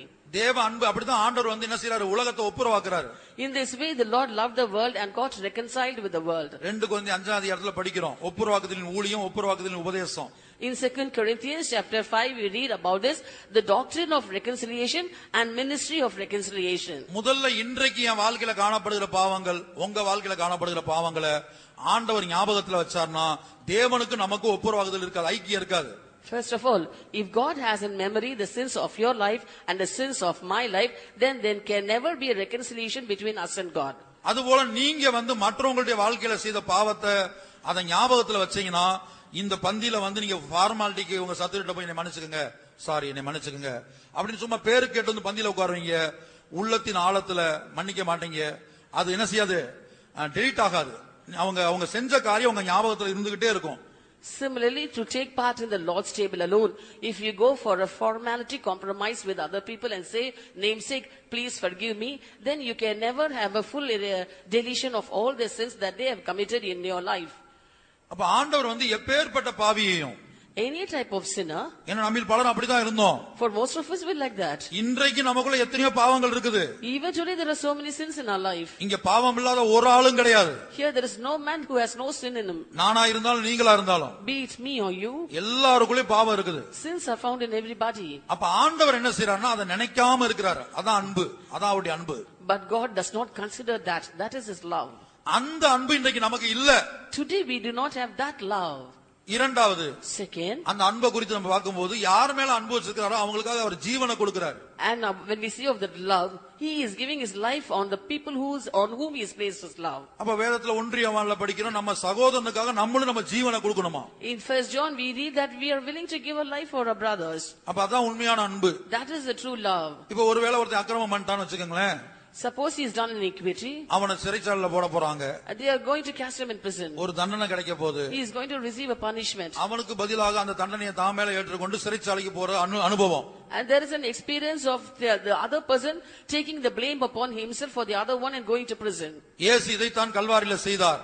This is what Jesus did on Calvary. மொத்த உலகத்தின் பாவத்தை தான் மேல சுமந்தார். He bore upon himself the sins of the whole world. ஆனா உங்களுக்கு எனக்கு ஒரு மனிதனுடைய பாவத்தை சுமக்க முடியாது. But you and I cannot bear the sin of even one man. நம்ம இருதயம் அவ்வளவு week. Our heart is so weak. ஒரு மனிதனுடைய அக்கிரமம் தெரிஞ்சு நமக்கு சுமக்கவோ மன்னிக்கவோ தாங்கவோ முடியாது. We are not able to carry or forgive or bear the sins or iniquities of one man. முழு உலகத்துள்ள விபச்சாரக்காரன், கொலைகாரன், கொள்ளக்காரன், என்னென்ன பாவம் செய்யறவனோ அத்தனைவருடைய பாவத்தை இயேசு தான் மேல சுமந்து கல்வாரில தொங்கிக்கிட்டு இருக்கிறார். Jesus took upon himself the sins of the whole world. It might be adulterers, murderers and dacoits, and bearing all this he hung on Calvary. நல்லவனுக்காக ஒருவேளை ஒருவன் மரிக்க துணிவான். A person might die for a good man. ஆனா நம்ம அக்கிரமக்காரர்களா இருக்கும்போது கிறிஸ்து நமக்காக மரித்தான்னு சொல்றார். But he says when we were sinners, Christ died for us. பிதாவும் தான் நேசிக்கிற ஒரே குமாரனை இந்த அக்கிரமக்காரர்களுக்காக பலியா கொடுத்தார். And அதான் அன்பு. God the Father also gave his only begotten son for the sake of this sin or a man of iniquity. That is the love of God. ஒரு சர்டிபிகேட் ஜெராக்ஸ் எடுக்கிறீங்கன்னு வைத்துக்கொள்ளுங்க. Suppose you are taking a Xerox copy of a certificate. சர்டிபிகேட்ல என்ன இருக்குதோ அது அப்படியே ஜெராக்ஸ்ல இருக்கும். All the things that are found in the original certificate should be found in the Xerox. அதுபோல இயேசுடைய ஜெராக்ஸா நம்ம மாறணும். Similarly, we should become the Xerox copy of Jesus. அப்படி மாறாத ஒருத்தரும் ஊழியக்காரங்களா இருந்தா சியோனுக்கு போக முடியாது, விசுவாசிகளா இருந்தா புதிய எருசலேம் போக முடியாது. If you do not change like that, if it be a worker of God, they cannot go to Zion. If it be a believer, they cannot go to New Jerusalem. சாகுற வரைக்கும் இந்த ஊழியத்திலிருந்து நான் சாகலாம். I can stay in the ministry until I die. நான் செத்த பிற்பாடு 1000 பேர் எனக்கு சாட்சி சொல்லலாம். இவர் சீயோன்ல ஒரு கல்லு சேர்ந்துருச்சுன்னு சொல்லலாம். After my death, 1,000 people can give testimony saying, a stone has gone and reached Zion. ஆனா அது உண்மை இல்ல. But that's not true. இயேசுவை போல நான் மாறி நான் சொல்லிட்டு சாகணும். நல்ல போராட்டத்தை போராடினேன், ஓட்டத்தை முடித்தேன், விசுவாசத்தை காத்துக்கொண்டேன், நான் சொல்லிட்டு சாகணும். As I should have become like Jesus, and at my death I should have said, I have fought a good fight, I have kept the race, and I finished my course. ஓட்டம் இருக்குது, ஒரு ஓட்டம் இருக்குது. There is a race. அந்த ஓட்டத்தை குறித்து எழுதுறார் தீமோத்தேயுக்கு. And about that race he writes to Timothy. ஓ தேவனுடைய மனிதனே, இவைகளை விட்டு விலகி ஓடு. Thou man of God, flee from these. அங்க சில காரியங்களை சொல்றாரு. He says of certain things there. ஓ தேவனுடைய மனுஷனே, இவைகளை விட்டு விலகி ஓடு. Oh man of God, flee these things. அப்ப 1 தீமோத்தேயு 6ஆம் அதிகாரம் 11ஆம் வசனம் முதல். 1 Timothy chapter 6 verse 11 onwards. அது விசுவாசிகளுக்கும் சேர்த்தான் சொல்றாரு. He includes believers also there. மேல பாத்தீங்கன்னா என்ன எழுதுறாரு? முதல் 6ஆம் வசனத்திலிருந்து போதும் என்கிற மனது வேணுமா. From 6 onwards we can read, he says that we must be contented. அதான் தேவபக்தின்னு சொல்றாரு. He says that is godliness. அடுத்து சொல்றாரு, உலகத்துல நாம் ஒன்றும் கொண்டு வந்தது இல்ல, ஒன்றும் கொண்டு போக போறது இல்ல. Next he says we brought nothing into this world, and it is certain we can carry nothing out. என்பது நிச்சயம். It is certain. ஒரு மெய்யான விசுவாசி எப்படி இருக்கணும்? How should a true believer be? 8ஆம் வசனம் சொல்றாரு, உண்ணவும் உடுக்கவும் எனக்கு இருந்தால் போதும் என்று கடவும். And in wait he says, having food and raiment, let us be therewith content. அப்படி இருந்தீங்கன்னா 99.999% பேர் கரெக்ட் டயத்துக்கு இங்க இருப்பீங்க. If it is the case, then 99.99% of believers will be here at the right time. கர்த்தர் உண்ணவும் உடுக்கவும் எனக்கு போதுமானதை கொடுத்திருக்கிறாரு. The Lord has given me enough for food and raiment. முதலாவது கர்த்தருடைய சமூகம், அதுக்கு அப்புறம் தான் மற்ற காரியங்கள் என் வாழ்க்கையில. First God's presence, the next comes next in my life. அடுத்து 9ஆம் வசனத்துல ஐஸ்வரியவானாக விரும்பாத. And in verse 9 he says, do not try to become rich. ஐஸ்வரியவானாக விரும்பாத. Do not decide to become rich. 10ஆம் வசனத்துல பண ஆசை எல்லா தீமைக்கும் வேறா இருக்கிறது. In verse 10 he says, love of money is the root of all evil. இத சொல்லிட்டு தான் சொல்றாரு, நீயோ தேவனுடைய மனுஷனே, இவைகளை விட்டு விலகி ஓடு. Telling all this later he adds, O man of God, flee these things. அப்ப நீ அடைய வேண்டியது என்ன? So what should you attain? நீ சம்பாதிக்க வேண்டியது என்ன? What should you gain? நீதி, Righteousness, தேவ பக்தி, godliness, விசுவாசம், faith, அன்பு, love, பொறுமை, patience, சாந்த குணம், meekness. இது அடையும்படி நாடு. You have to try to attain all these. 12ஆம் வசனத்துல In verse 12, விசுவாசத்தின் நல்ல போராட்டத்தை போராடு. fight the good fight of faith. நித்திய ஜீவனை பற்றிக்கொள். Lay hold on eternal life, அதற்காகவே நீ அழைக்கப்பட்டாய். whereunto thou art also called. இந்த உலகத்துல பில் கேட்ஸ் போல மாறுறதுக்கோ, அனில் அம்பானி முகேஷ் அம்பானியை போல மாறுறதுக்கோ கர்த்தர் நம்ம அழைக்கல. The Lord has not called us in this world to become a Bill Gates or an Anil Ambani or a Mukesh Ambani. அப்ப ஆவியின் கனினா முதல்ல என்னது? முக்கியமான சுபாவம் அன்பு, தேவ அன்பு வேணும். Therefore when we say of the fruit of the Spirit, the first fruit is love of God. 9 சுபாவம் சொல்லப்பட்டிருக்குது. 9 natures are written here. இப்ப நம்ம எத்தனை பேர் கனி கொடுத்து கொண்டிருக்கோம்? இந்த கேரக்டர் நமக்குள்ள எத்தனை பேருக்கு இருக்குது? How many of us are yielding such fruit, and how many of us have got these characters? அதுக்கேற்ற சோதனைகள், அதுக்கேற்ற போராட்டம், அதுக்கேற்ற உடைக்கப்படக்கூடிய சூழ்நிலை வரும்போதுதான் நமக்குள்ள இருக்கிற அன்பு எப்படிப்பட்டது என்பது நமக்கு தெரியும். Only when trials and temptations are fit for this comes, and when we are being broken, only then can we know if we've got this joy or love or not.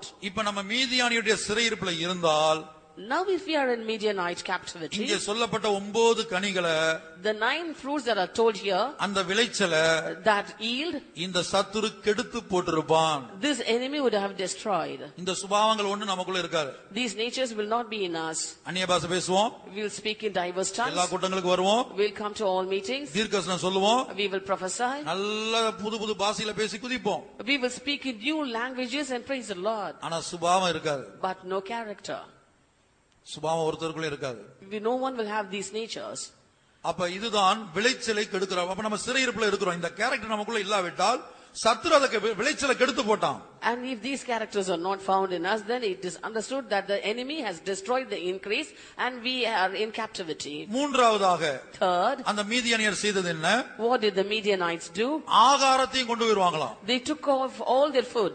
வாசிங்க நியாயாதிபதிகள்ல In Judges 6ஆம் அதிகாரம் chapter 6 4ஆம் வசனம். verse 4. அவர்களுக்கு எதிரே பாளையம் இறங்கி காசாவின் எல்லை மட்டும் நிலத்தின் விளைச்சலை கெடுத்து இஸ்ரவேலிலே ஆகாரத்தை ஆகிலும் போதும். And they encamped against them and destroyed the increase of the earth. இஸ்ரவேல்ல ஆகாரத்தை கொண்டு வருவாங்க, and took the sustenance from Israel. ஆகாரத்தை கொண்டு போவாங்க. They took away the sustenance. இந்த ஆகாரம் எதை காட்டுது? What does this sustenance show? இதான் தேவ சித்தம். This is the will of God. இப்ப இயேசு சொல்றார் பாருங்க, என்னை அனுப்பினவருடைய சித்தத்தின்படி செய்து அவருடைய கிரியையை முடிப்பதே என்னுடைய போஜனமாக இருக்கிறது. And doing the work of him that sent me and finishing it is my meat. தேவ சித்தங்கிறது கம்ப்ளீட் பண்ணணும். When we say will of God, we have to complete it. அதைத்தான் நான் ஆரம்பத்துல யோசேப்பை குறித்து சொன்னேன். And that's what I told about Joseph in the beginning. சீகேம் வரைக்கும் போனவன், தகப்பனுடைய வார்த்தையை கேட்டு போனவன், சகோதரர்கள் அங்க இல்லன்னு திரும்பி கொண்டு வந்து ஆகாரத்தை அப்பாட்ட கொடுத்துட்டு, அப்பா நான் போய் பார்த்தேன், அங்க அவங்க இல்லன்னு சொல்லிருக்கலாம். And when he went in search of his brethren to Shechem taking meat, and when he did not find his brethren there, he could have returned back to the father and given the meat to the father, saying, Father, I couldn't find the brethren there. ஆனா அவன் என்ன செய்யறான்? தோத்தான் வரைக்கும் தேடி போய் கண்டுபிடிச்சு அந்த ஆகாரத்தை அவங்ககிட்ட ஒப்படைக்கிறான்.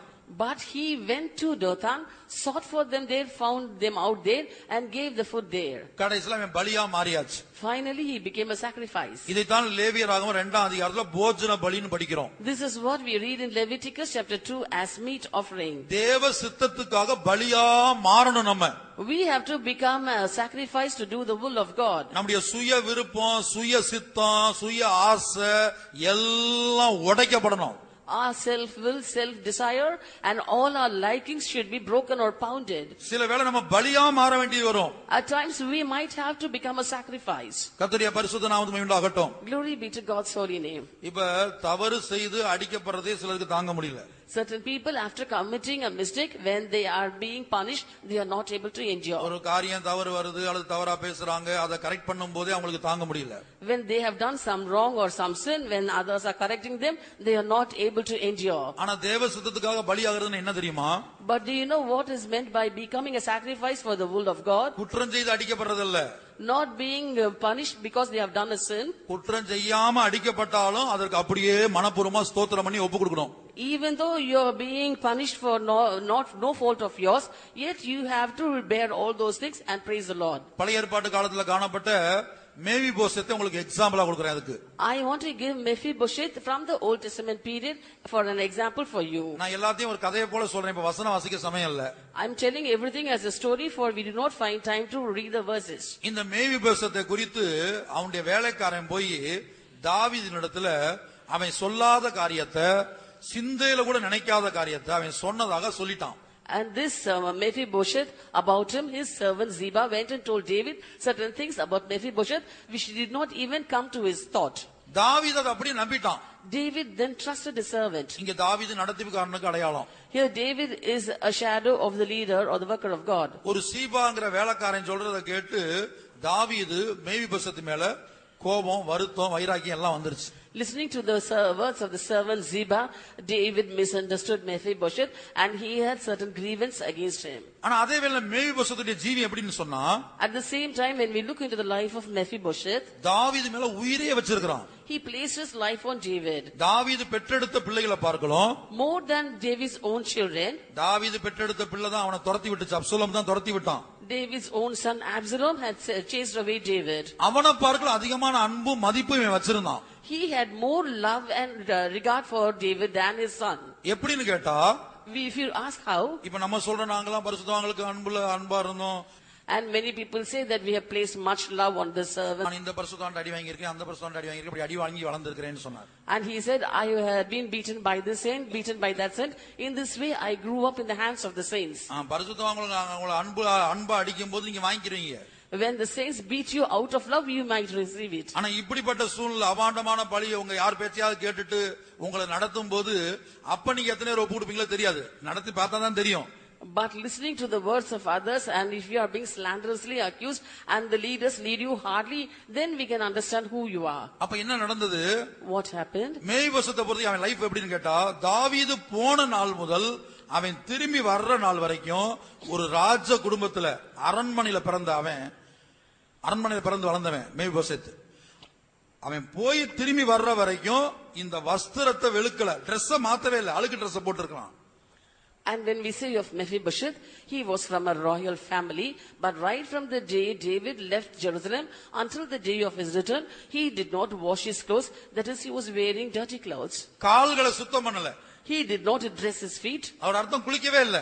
That means he did not take bath. தாடிய சவரம் பண்ணல. He did not trim his beard. 3 காரியம் எழுதப்பட்டிருக்குது. 3 things are written. தாடிய சவரம் பண்ணல. He did not trim his beard. வஸ்திரங்களை வெளுக்கல. He did not wash his clothes. கால்களை சுத்தம் பண்ணல. He did not dress his feet. அவரோட பழைய ஏற்பாட்டுல அர்த்தம் என்னன்னா கால்களை சுத்தம் பண்ண குளிக்கல. In the Old Testament period, when it is written, he did not dress the feet, that means he did not take bath. தாவீது சமாதானத்தோட திரும்பி வரட்டும், அப்சலோமால் துரத்தப்பட்டு போறான், அவன் சமாதானத்தோட வரட்டும்னு சொல்லி இவன் காத்து இருக்கிறான். இது ஒண்ணுமே செய்யல. அப்படிப்பட்ட தியாகி. And David was being chased out by Absalom and he's gone out. Now he was waiting for the peaceful return of David, and until then he was doing all these things. Such a sacrificial man was he. உங்கள யாருக்காவது இந்த சுபாவம் இருக்கான்னு பாருங்க. Just find out if any one of you have got such natures. அப்ப அவன் போன நாள்ல இருந்து திரும்பி வர்ற வரைக்கும் வஸ்திரங்களை வெளுக்கல, கால்களை சுத்தம் பண்ணல, தாடிய சவரம் பண்ணல. Right from the day he left Jerusalem till the day he returned, he did not wash his clothes, he did not dress his feet, and he did not trim his beard. இப்படிப்பட்ட உத்தமன் மேலதான் அவன் வேலைக்காரன் பேச்சை கேட்டு தாவீது சந்தேகப்பட்டான். And David suspected such an upright man listening to the words of his servant. சந்தேகப்பட்டது மாத்திரமல்ல, ஒரு தீர்ப்பு கொடுத்தான். Not only was he suspicious about him, but also gave a sentence. என்ன தீர்ப்பு தெரியுமா? Do you know the verdict? உன் சொத்துல பாதியை உன் வேலைக்காரனுக்கு கொடுத்துறணும். You have to give half of your riches to your servant. உன் சொத்துல பாதியை உன் வேலைக்காரனுக்கு கொடுத்துறணும். You have to give half of your riches to your servant. நம்ம எத்தனை பேர் அதை அக்செப்ட் பண்ணிருப்போம்? How many of us would have accepted that? தாவீது மேல நமக்கு கோபம் வரும்.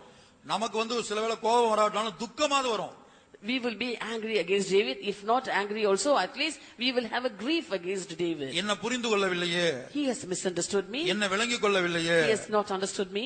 எவனோ ஒரு வேலைக்கார பேச்சை கேட்டு என்னை நடத்துறாங்களே. Listening to the words of some servant, he is leading me harshly. மாத்திரமல்ல என் சொத்தை பாதி என் வேலைக்காரனுக்கு கொடுக்க சொல்றாங்களே. Not only that, now he is asking me to give away half of my riches to the poor servant. வரிகளை போறவங்க எங்க இருந்து தெரியுமா வரணும்? And when the one who goes in the coming, from where should he come? மணவாளன் தன் அறையையும் மணவாட்டி தன் மறைவையும் விட்டு புறப்பட்டு வரணுமா? The bridegroom should come out of his chamber and the bride should come out of a closet. நீ கர்த்தருடைய வீட்டுல எப்படி பாடுபட்ட, எப்படி விறகு வெட்டின, எப்படி தண்ணி சுமந்த, என்னென்ன செஞ்ச, பில்டிங் கட்டும்போது என்ன செஞ்ச, அல்லது பரிசுத்தவான்களுக்கு என்ன பணிவிடை செஞ்ச, இதெல்லாம் வெளியில பேசவே கூடாது.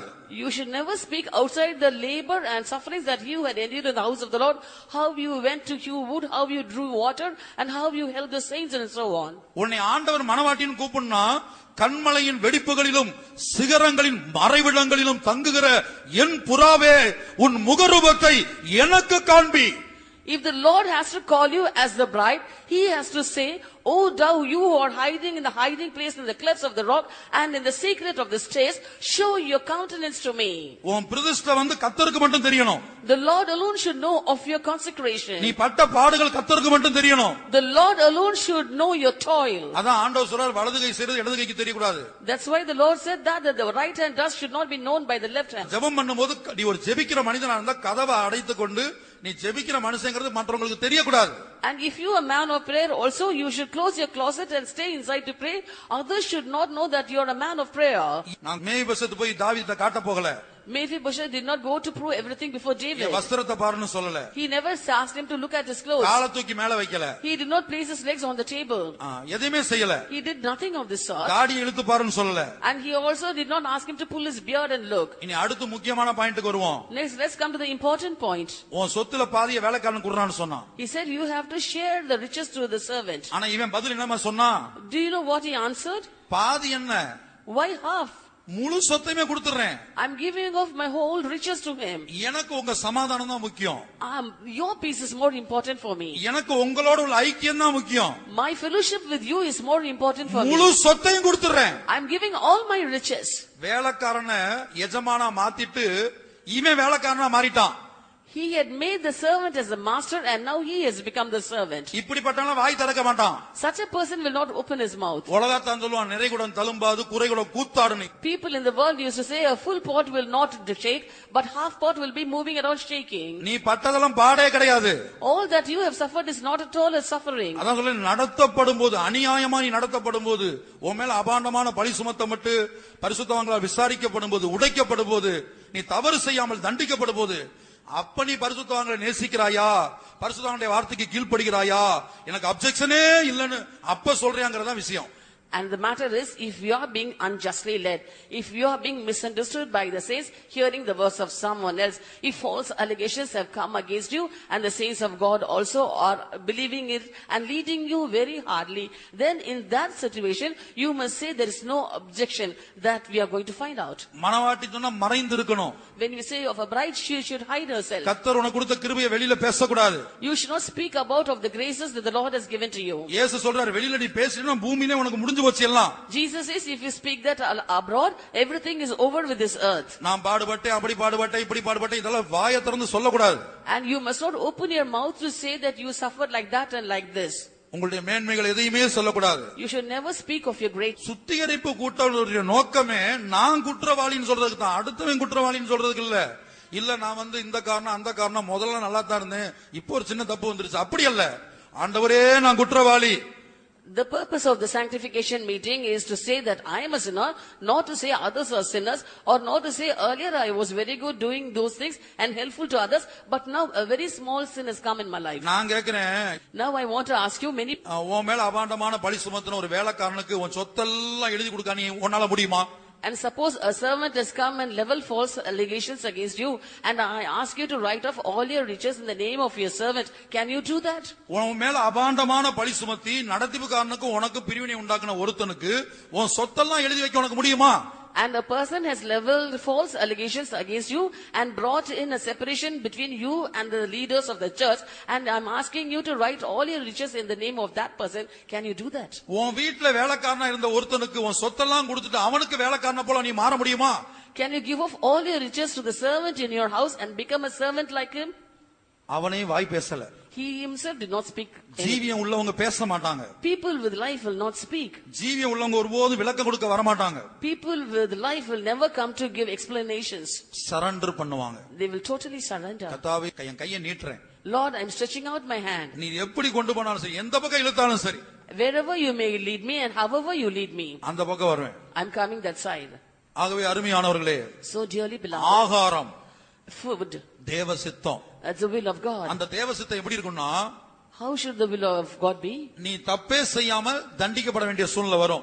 You might haven't done anything wrong, yet you might be punished. தப்பே செய்யாம விசாரிக்கப்பட வேண்டிய சூழ்நிலை வரும். You might have not done anything wrong, but you might be inquired. வாசிங்க, பேதுரு நிருபத்துல சொல்றாரு.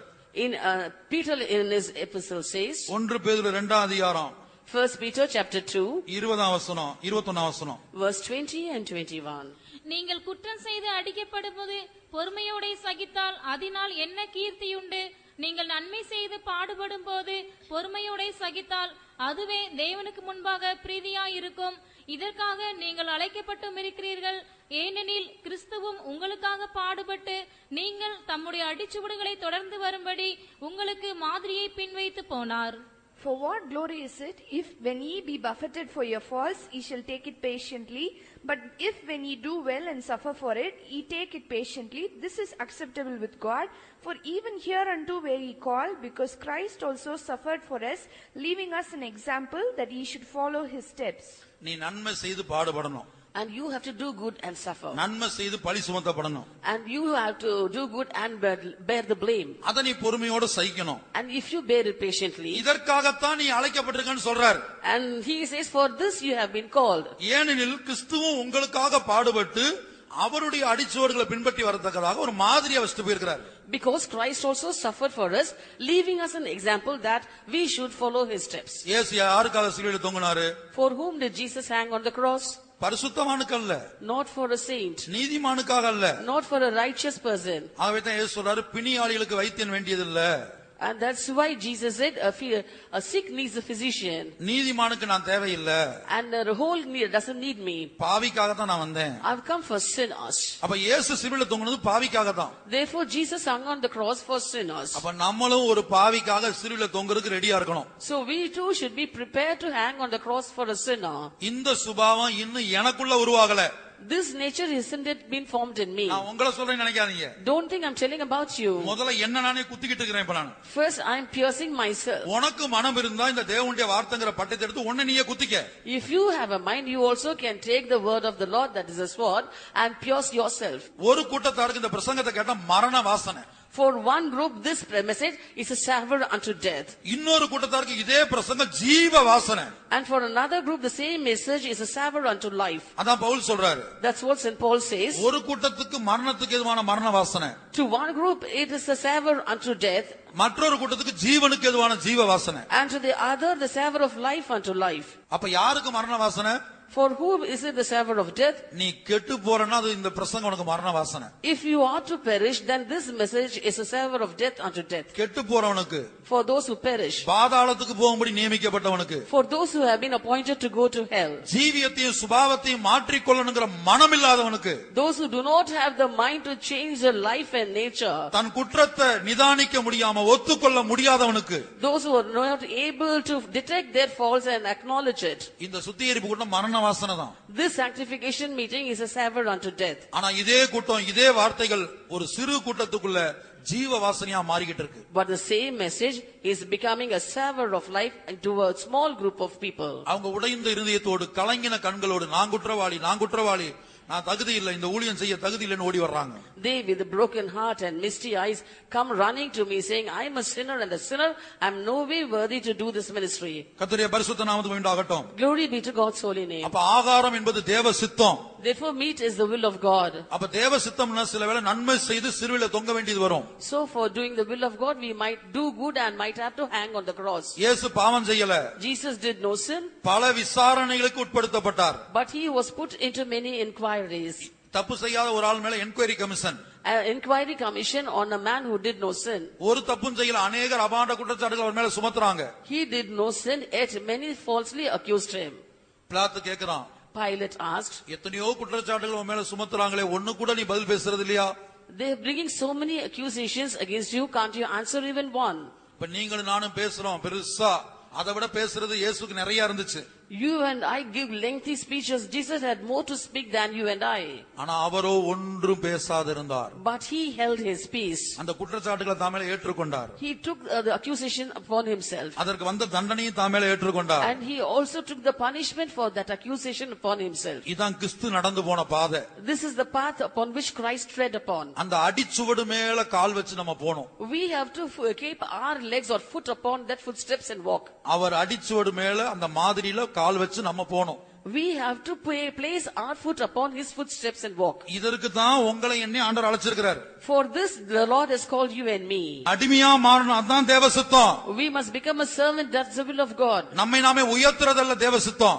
And like exalting ourselves is not the will of God. இயேசு அடிமையின் ரூபம் எடுத்தார். Jesus took the form of a servant. நீயும் நானும் அடிமையின் ரூபம் எடுக்கணும். You and I should take the form of a servant. அதுதான் தேவ சித்தம். That is the will of God. ரோமர் 6 அதிகாரத்தில் எழுதப்பட்டிருக்குது. In Romans chapter 6 it is நீ written, பாவத்திலிருந்து விடுதலையாக்கப்பட்டிருக்கலாம். you might be delivered from sin. ஞானஸ்நானம் எடுத்திருக்கலாம். You might have taken அபிஷேகம் baptism. பண்ணப்பட்டிருக்கலாம். You might be anointed. இப்ப கேள்வி, நீ தேவனுக்கு அடிமையா மாறி இருக்கிறாயா? Now the question is, have you become servants to God? ரோமர் 6 அதிகாரம் Romans chapter 6 22. 22. இப்பொழுது நீங்கள் பாவத்தினின்று விடுதலையாக்கப்பட்டு தேவனுக்கு அடிமைகளானதினால் பரிசுத்தமாகுதல் உங்களுக்கு கிடைக்கும் பலன் முடிவோ நித்திய ஜீவன்.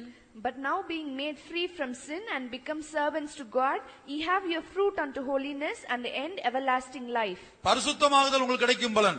And the end is holiness. பாவத்திலிருந்து விடுதலையாக்கப்பட்டீங்க. You have been delivered from sin. அபிஷேகம் பண்ணப்பட்டீங்க. You have been anointed. அடிமையா மாறி இருக்கிறாயா? Have you become a servant? ஏன்னா அடிமையின் பிரமாணம் உங்களுக்கு தெரியாது, ஒண்ணும் பேச முடியாது. For you do not know the law of a servant, you cannot open your mouth. தப்பு செஞ்சா தான் அடிக்கணுங்கிறது மனிதனுடைய நியமம். And the law of man is, if you do mistake only, you have a servant. நீ தப்பு செய்யாமலே அடி வாங்கணுங்கிறது தான் அடிமையின் அனுபவம். But the experience of a servant, without being committing mistake, you have to receive the slaps. ஒரு அடிமைக்கு வாயை திறந்து நியாயம் பேசவே முடியாது. A servant cannot open his mouth to justify or reason out. நம்ம ஆண்டவர் கொண்டு வந்து நம்மை அடிமைகளாய் மாற்றுவதற்காக. The Lord has brought us to make us servants.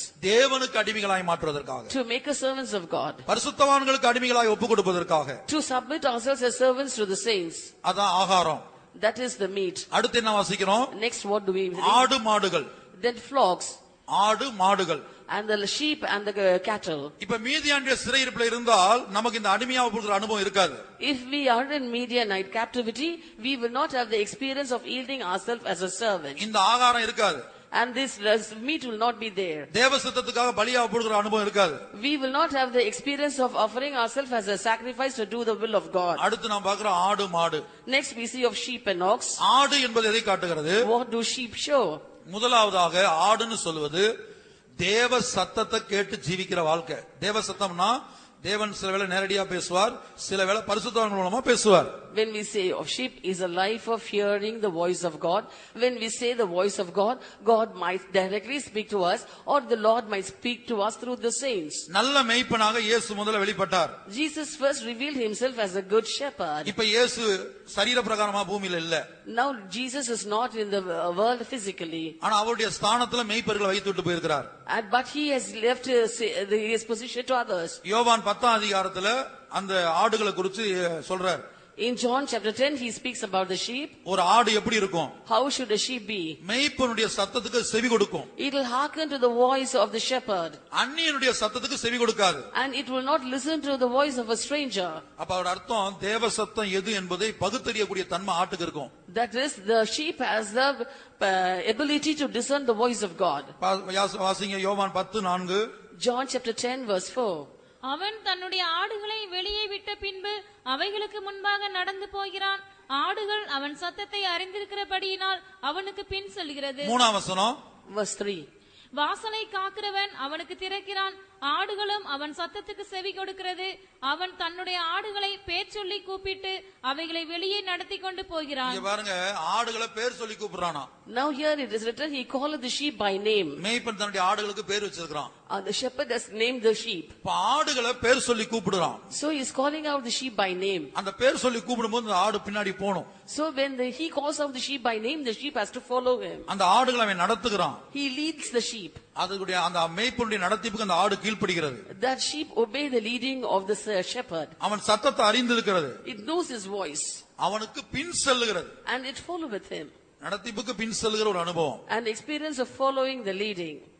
இந்த அனுபவம் இதுதான் ஆடுடைய அனுபவம். This is the experience of sheep. அடுத்த ஆடுடைய மற்றொரு அனுபவம் இருக்குது. Another experience of a sheep. ஏசாயா தீர்க்கதரிசன புத்தகத்தில் வாசிக்கும்போது, When we read the prophetical book of Isaiah, மயிர் கத்தரிக்கிறவனுக்கு முன்பாக சத்தமிடாது இருக்கிற ஆட்டை போல, like a dumb sheep before the shearer. இயேசுவை குறித்து தான் தீர்க்கதரிசனம் எழுதப்பட்டிருக்குது. That was a prophecy about Jesus. இப்ப பாத்தீங்கன்னா இந்த பலஸ்தீனா தேசத்துல இங்க உள்ள ஆடுகள் கிடையாது. இப்ப பலஸ்தீனா தேசத்துல எல்லாம் போனீங்கன்னா ஆடுகளுக்கு நல்ல ரோமம் இருக்கும். And not the sheep of our place. I'm telling about the sheep in Palestine. They have good wool. அப்ப அதை வளர்க்கறவங்க என்ன செய்வாங்க? அந்த ரோமம் அந்த தோலை எடுத்து பல உடைகளை பல்வேறு காரியங்களை அதுல தயாரிப்பாங்க. Those who are rearing sheep will be removing the fleece from the sheep to make wool and many other garments of wool. அப்ப பகல்ல வெயில் காலத்திலயும் குளிர் காலத்திலயும் அதை வெட்டும்போது என்ன சம்பவிக்கும்? And when they are being, அதோடைய அந்த ரோமத்தை எடுக்கும்போது மயிர் கத்திரிக்கும் போது, when they are shearing, அதுக்கு பனிலையும் குளிர்லையும் வெயிலையும் தாங்க முடியாம துடிக்குமா. it cannot bear the heat and the frost, so it will be struggling in pain. அப்ப இந்த ஆடுக்கு நல்லா தெரியும். So the sheep very well know. இந்த மயிர் கத்திரித்த அந்த ரோமங்களை கத்திரித்து போட்டால் நமக்கு குளிர் தாங்க முடியாது, பனி தாங்க முடியாது, வெயில் தாங்க முடியாது. If we are being sheared, we cannot withstand the cold, we cannot withstand the dew, and we cannot withstand the heat also. இந்த ஆடுக்கு நல்லா தெரியும். The sheep very well know that. ஆனால் அது என்ன செய்யுது? But yet what does it do? அந்த எஜமானுடைய சித்தத்துக்கு பலியா தன்னை ஒப்பு கொடுக்குது. It's offering itself as a sacrifice for the will of the master. அது எதிர்த்து நிக்கிறது இல்ல. It does not resist. அது ஓடி போறது இல்ல. It does not run away. இயேசு அப்படிதான் சிலுவையில தொங்கினார். This is the way Jesus hung on the cross. வாசிங்க அந்த வசனத்தை. மயிர் கத்திரிக்கிறவனுக்கு முன்பாக Isaiah 53:7. Isaiah chapter 53 verse 7. அவர் நெருக்கப்பட்டும் ஒடுக்கப்பட்டும் இருந்தார். ஆனாலும் தம்முடைய வாயை அவர் திறக்கவில்லை. அடிக்கப்படும்படி கொண்டு போகப்படுகிற ஒரு ஆட்டுக்குட்டியை போலவும் தன்னை மயிர் கத்தரிக்கிறவனுக்கு முன்பாக சத்தமிடாதிருக்கிற ஆட்டை போலவும் அவர் தம்முடைய வாயை திறவாதிருந்தார். He was oppressed and he was afflicted, yet he opened not his mouth. He is brought as a lamb to the slaughter, and as a sheep before her shearers is dumb, so he openeth not his mouth. அப்ப அவன் நெருக்கப்பட்டும் ஒடுக்கப்பட்டும் இருந்தார். He was oppressed and he was afflicted. ஆனாலும் தம்முடைய வாயை திறக்கலையாம். Yet he opened not his mouth. நெருக்கப்படும் போதும் ஒடுக்கப்படும் போது நீ உன் வாயை திறக்க கூடாது. When you are oppressed and afflicted, you should not open your mouth. அதான் இந்த ஆட்டுடைய அனுபவம். That is the experience of the sheep. லேசா ஒரு டச் பண்ண உடனே வந்து ஒரு பெரிய விளக்கம் கொடுக்க கூடாது. And when we slightly touch you, immediately you come with a great explanation. வாயை திறக்கவே கூடாது. You should never open your mouth. நம்முடைய நீதியை பேசவே போக கூடாது. You should not come forth to put your righteousness. கர்த்தர் என்னை நடத்துகிறார். The Lord is leading me. என்ன சோதித்து பார்க்கும்படி. To test me. சில வேளை ஆண்டவர் அநியாயமா நடத்தினா நீங்க ஒப்பு கொடுக்கறீங்களா இல்ல நியாயம் பேசுறீங்களா இல்ல எதிர்த்து நிக்கிறீங்களா முறுமுறுக்கிறீங்களா செக் பண்றது கூட கர்த்தர் நடத்துவார். At times the Lord leads you unjustly to find out if you are murmuring or if you are submitting and yielding or if you are back answering. அப்ப நெருக்கப்படும் போதும் ஒடுக்கப்படும் போது வாயை திறக்க கூடாது. So when you are oppressed and afflicted, you should not open your mouth. இதான் ஆடுடைய சுபாவம். This is the nature of a sheep. இப்ப நீங்க சத்தியத்துல வந்த புதுசுல நம்மில் பலருக்கு அந்த சுபாவம் இருந்திருக்கும். Initially when you came to this faith, many of you had such a nature. வந்த புதுசுல இருந்திருக்கும். In the beginning days you had such a nature. ஆனா வருஷம் கூட கூட கூட இப்ப பெருமை வந்துருச்சு. But as years have rolled by, now pride has come in. நம்ம பெரிய சீனியர். We are seniors. இத்தனை வருஷம் ஆச்சு. So many years have passed by. இப்படி பல்வேறு விதமான பெருமை வரும். In this type, various types of pride may creep in. அப்ப என்ன செய்வோம்? இப்ப நீங்க நான் உதாரணத்துக்கு கேக்குறேன், நீங்க சபையில வந்த புதுசுல என்றைக்காவது போய் அடுத்தவங்க விஷயத்துல தலையிட்டு இருக்கீங்களா? அடுத்தவங்களை பத்தி பேசிருக்கீங்களா? கண்டிப்பா பேசிருக்க வாய்ப்பே இல்ல. நீ வந்த புதுசுல. Now when you first came to this faith in the beginning, initial days, have ever you peeped into the life and affairs of others, or have ever you come to the workers of God and complained about the life and behavior of others? Certainly not. ஏன்னா அன்றைக்கு உடைந்த இருதயம் இருக்கும். For on those days you had a broken heart. எனக்கு தகுதி இல்ல, எனக்கு தகுதி இல்ல, இந்த சபைக்கு வரது எனக்கு தகுதி இல்ல, கர்த்தர் என்னை ரட்சித்து கொண்டு வந்தார். I'm not worthy to come to this church, but the Lord has saved me and brought me here. எனக்கு எந்த தகுதியும் இல்ல.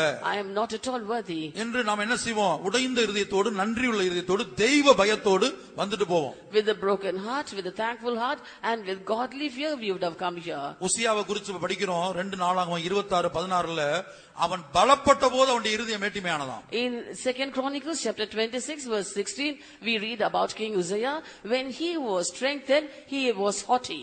இந்த சத்தியத்துல வந்து 10 வருஷம் 20 வருஷம் 15 வருஷம் 30 வருஷம் ஊழியத்திலையும் விசுவாசி வாழ்க்கையிலும் ஆயிருச்சுன்னு சொன்னா ஒரு பலம், நான் ஒரு பெரிய ஆளு. After coming to this truth, it's been 10 years or 20 years as a worker of God or as a believer, then you have a great strength saying that you are someone great.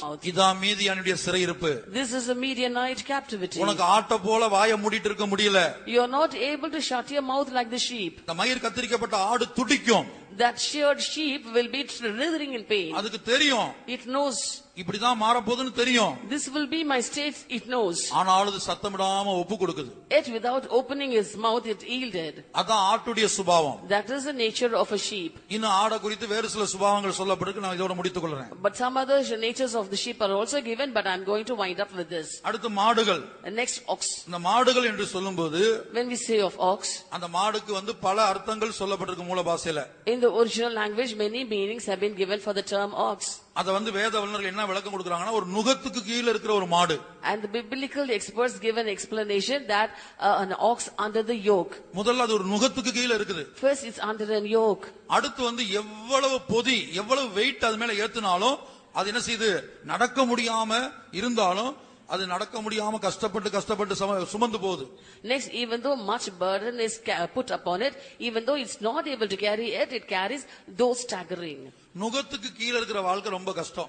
And life under the yoke is very difficult. அதான் நான் ஆரம்பத்துல சொல்றேன், தனியா நம்ம வந்து தேவனுடைய வீட்ல என்ன வேணாலும் பாடுவலாம். ஒரு காலையில இருந்து ராத்திரி வரைக்கும் நீங்க பாடுவலாம். And that's what I'm telling you from the beginning, coming to God's presence according to your will, you can labor in the house of the Lord right from morning till night. ஆனா நீங்க வேலைக்கு வந்து ஒரு வேலை செஞ்சிட்டு இருக்கீங்க. But when you are doing your work, ஒரு வேலை செய்ய துவங்கி இருக்கீங்க. Even you have started to do a work, நடத்துவாங்க அந்த வேலையில பாதியை விட்டுட்டு இன்னொரு வேலை கொடுக்கறாங்க. The leaders ask you to leave that work half done and ask you to do another work. அத போய் ஸ்டார்ட் பண்ணி 10 நிமிஷம் ஆகுது. And you have started the next work and it's just 10 minutes. இத விட்டுட்டு இந்த வேலையை செய்யுங்கன்றாங்க. And he is asking you to leave that work and go to look after another work. அந்த வேலை முடியல. That work is not over. அத வாங்கி இன்னொரு பிரதர்ட்ட கொடுத்து நீங்க வீட்டுக்கு போங்கன்றாங்க. And receiving it from you, he is giving it to another brother and asking you to go to your house. அப்ப நீ நுகத்துக்கு கீழ உள்ள மாடா இருந்தா இழுத்த இழுப்புக்கு சுமையை சுமக்கிறதுக்கு நீ ஆயத்தமுள்ளவனா இருப்ப. If you are an ox under the yoke, you will be prepared to carry burden and also go to the place where you are being dragged. இங்க உட்கார்ந்துக்கிற பலருக்கும் சத்தியத்துல வந்த புதுசுல அந்த சுபாவம் இருந்தது. Many who are seated here had that nature when they initially came to this faith. ஆனா இன்றைக்கு இல்ல. But today you do not have it. இன்றைக்கு பாடுபட்டாலும் அவங்களுக்கு ஒரு கொள்கை. Even though you suffer or labor, you've got a principle of your own. அவங்களுக்கு ஒரு வழி, தனி வழி. They have an own way. அடுத்து அவங்க மற்றவங்களோட ஒப்பிட்டு பார்ப்பாங்க. Next they'll compare themselves with others. இப்படி பல காரியங்களுக்கு சொல்றதுக்கு. In this way there are many things to tell.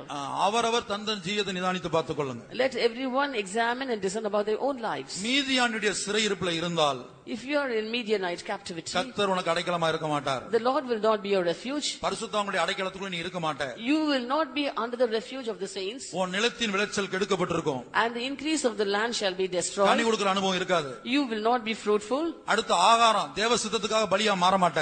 Next sustenance, you will not offer yourself as a sacrifice to do the will of God. அடுத்து அந்த ஆடுடைய சுபாவம் இருக்காது. Next you will not have the nature of the sheep. மயிர் கத்தரிக்கும் போது எதிர்த்து நிப்ப. And you will be resisting when you are sheared. அப்படி எதிர்ப்பு வரும். And there will be resisting. கேள்வி கேட்க தோணும். You will try to question. அதெல்லாம் வருது. That those are all coming now. நீ சிறையிருப்புல இருக்கிற. You are in captivity. இந்த நாட்கள்ல கர்த்தர் என்னுடைய உன்னுடைய சிறையிருப்பை திருப்பணும்.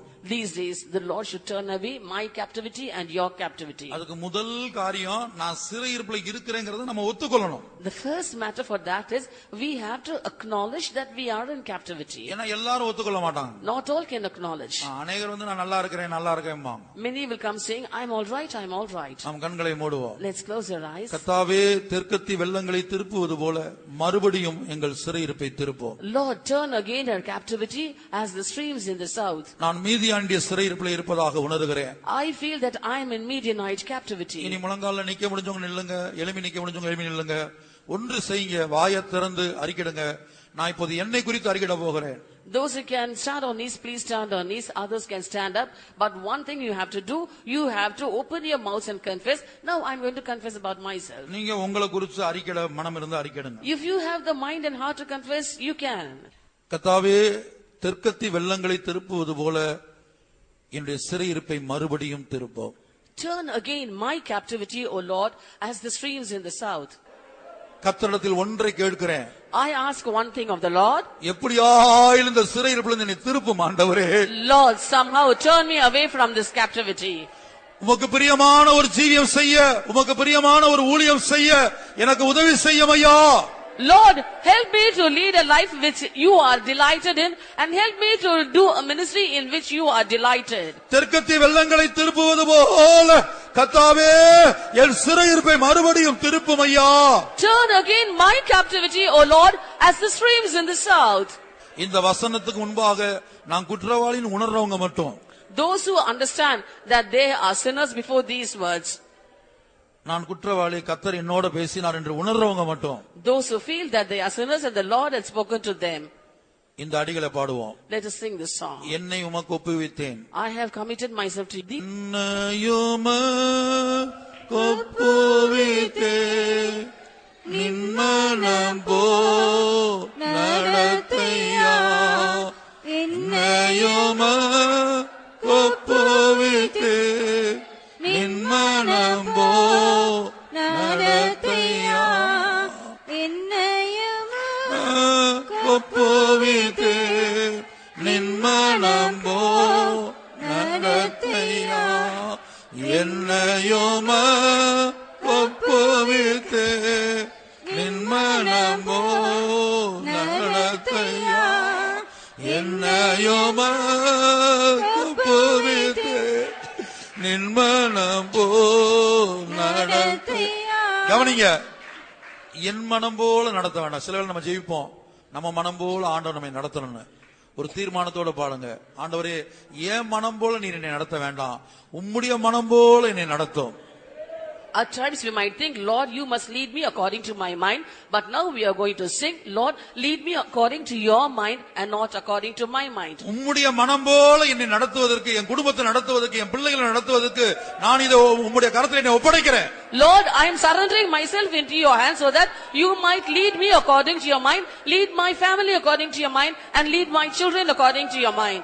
என்னையும் கொப்புவித்தே நின் மனம் போ நடத்தையா, என்னையும் கொப்புவித்தே நின் மனம் போ நடத்தையா, என்னையும் கொப்புவித்தே நின் மனம் போ நடத்தையா, என்னையும் ஆமென்.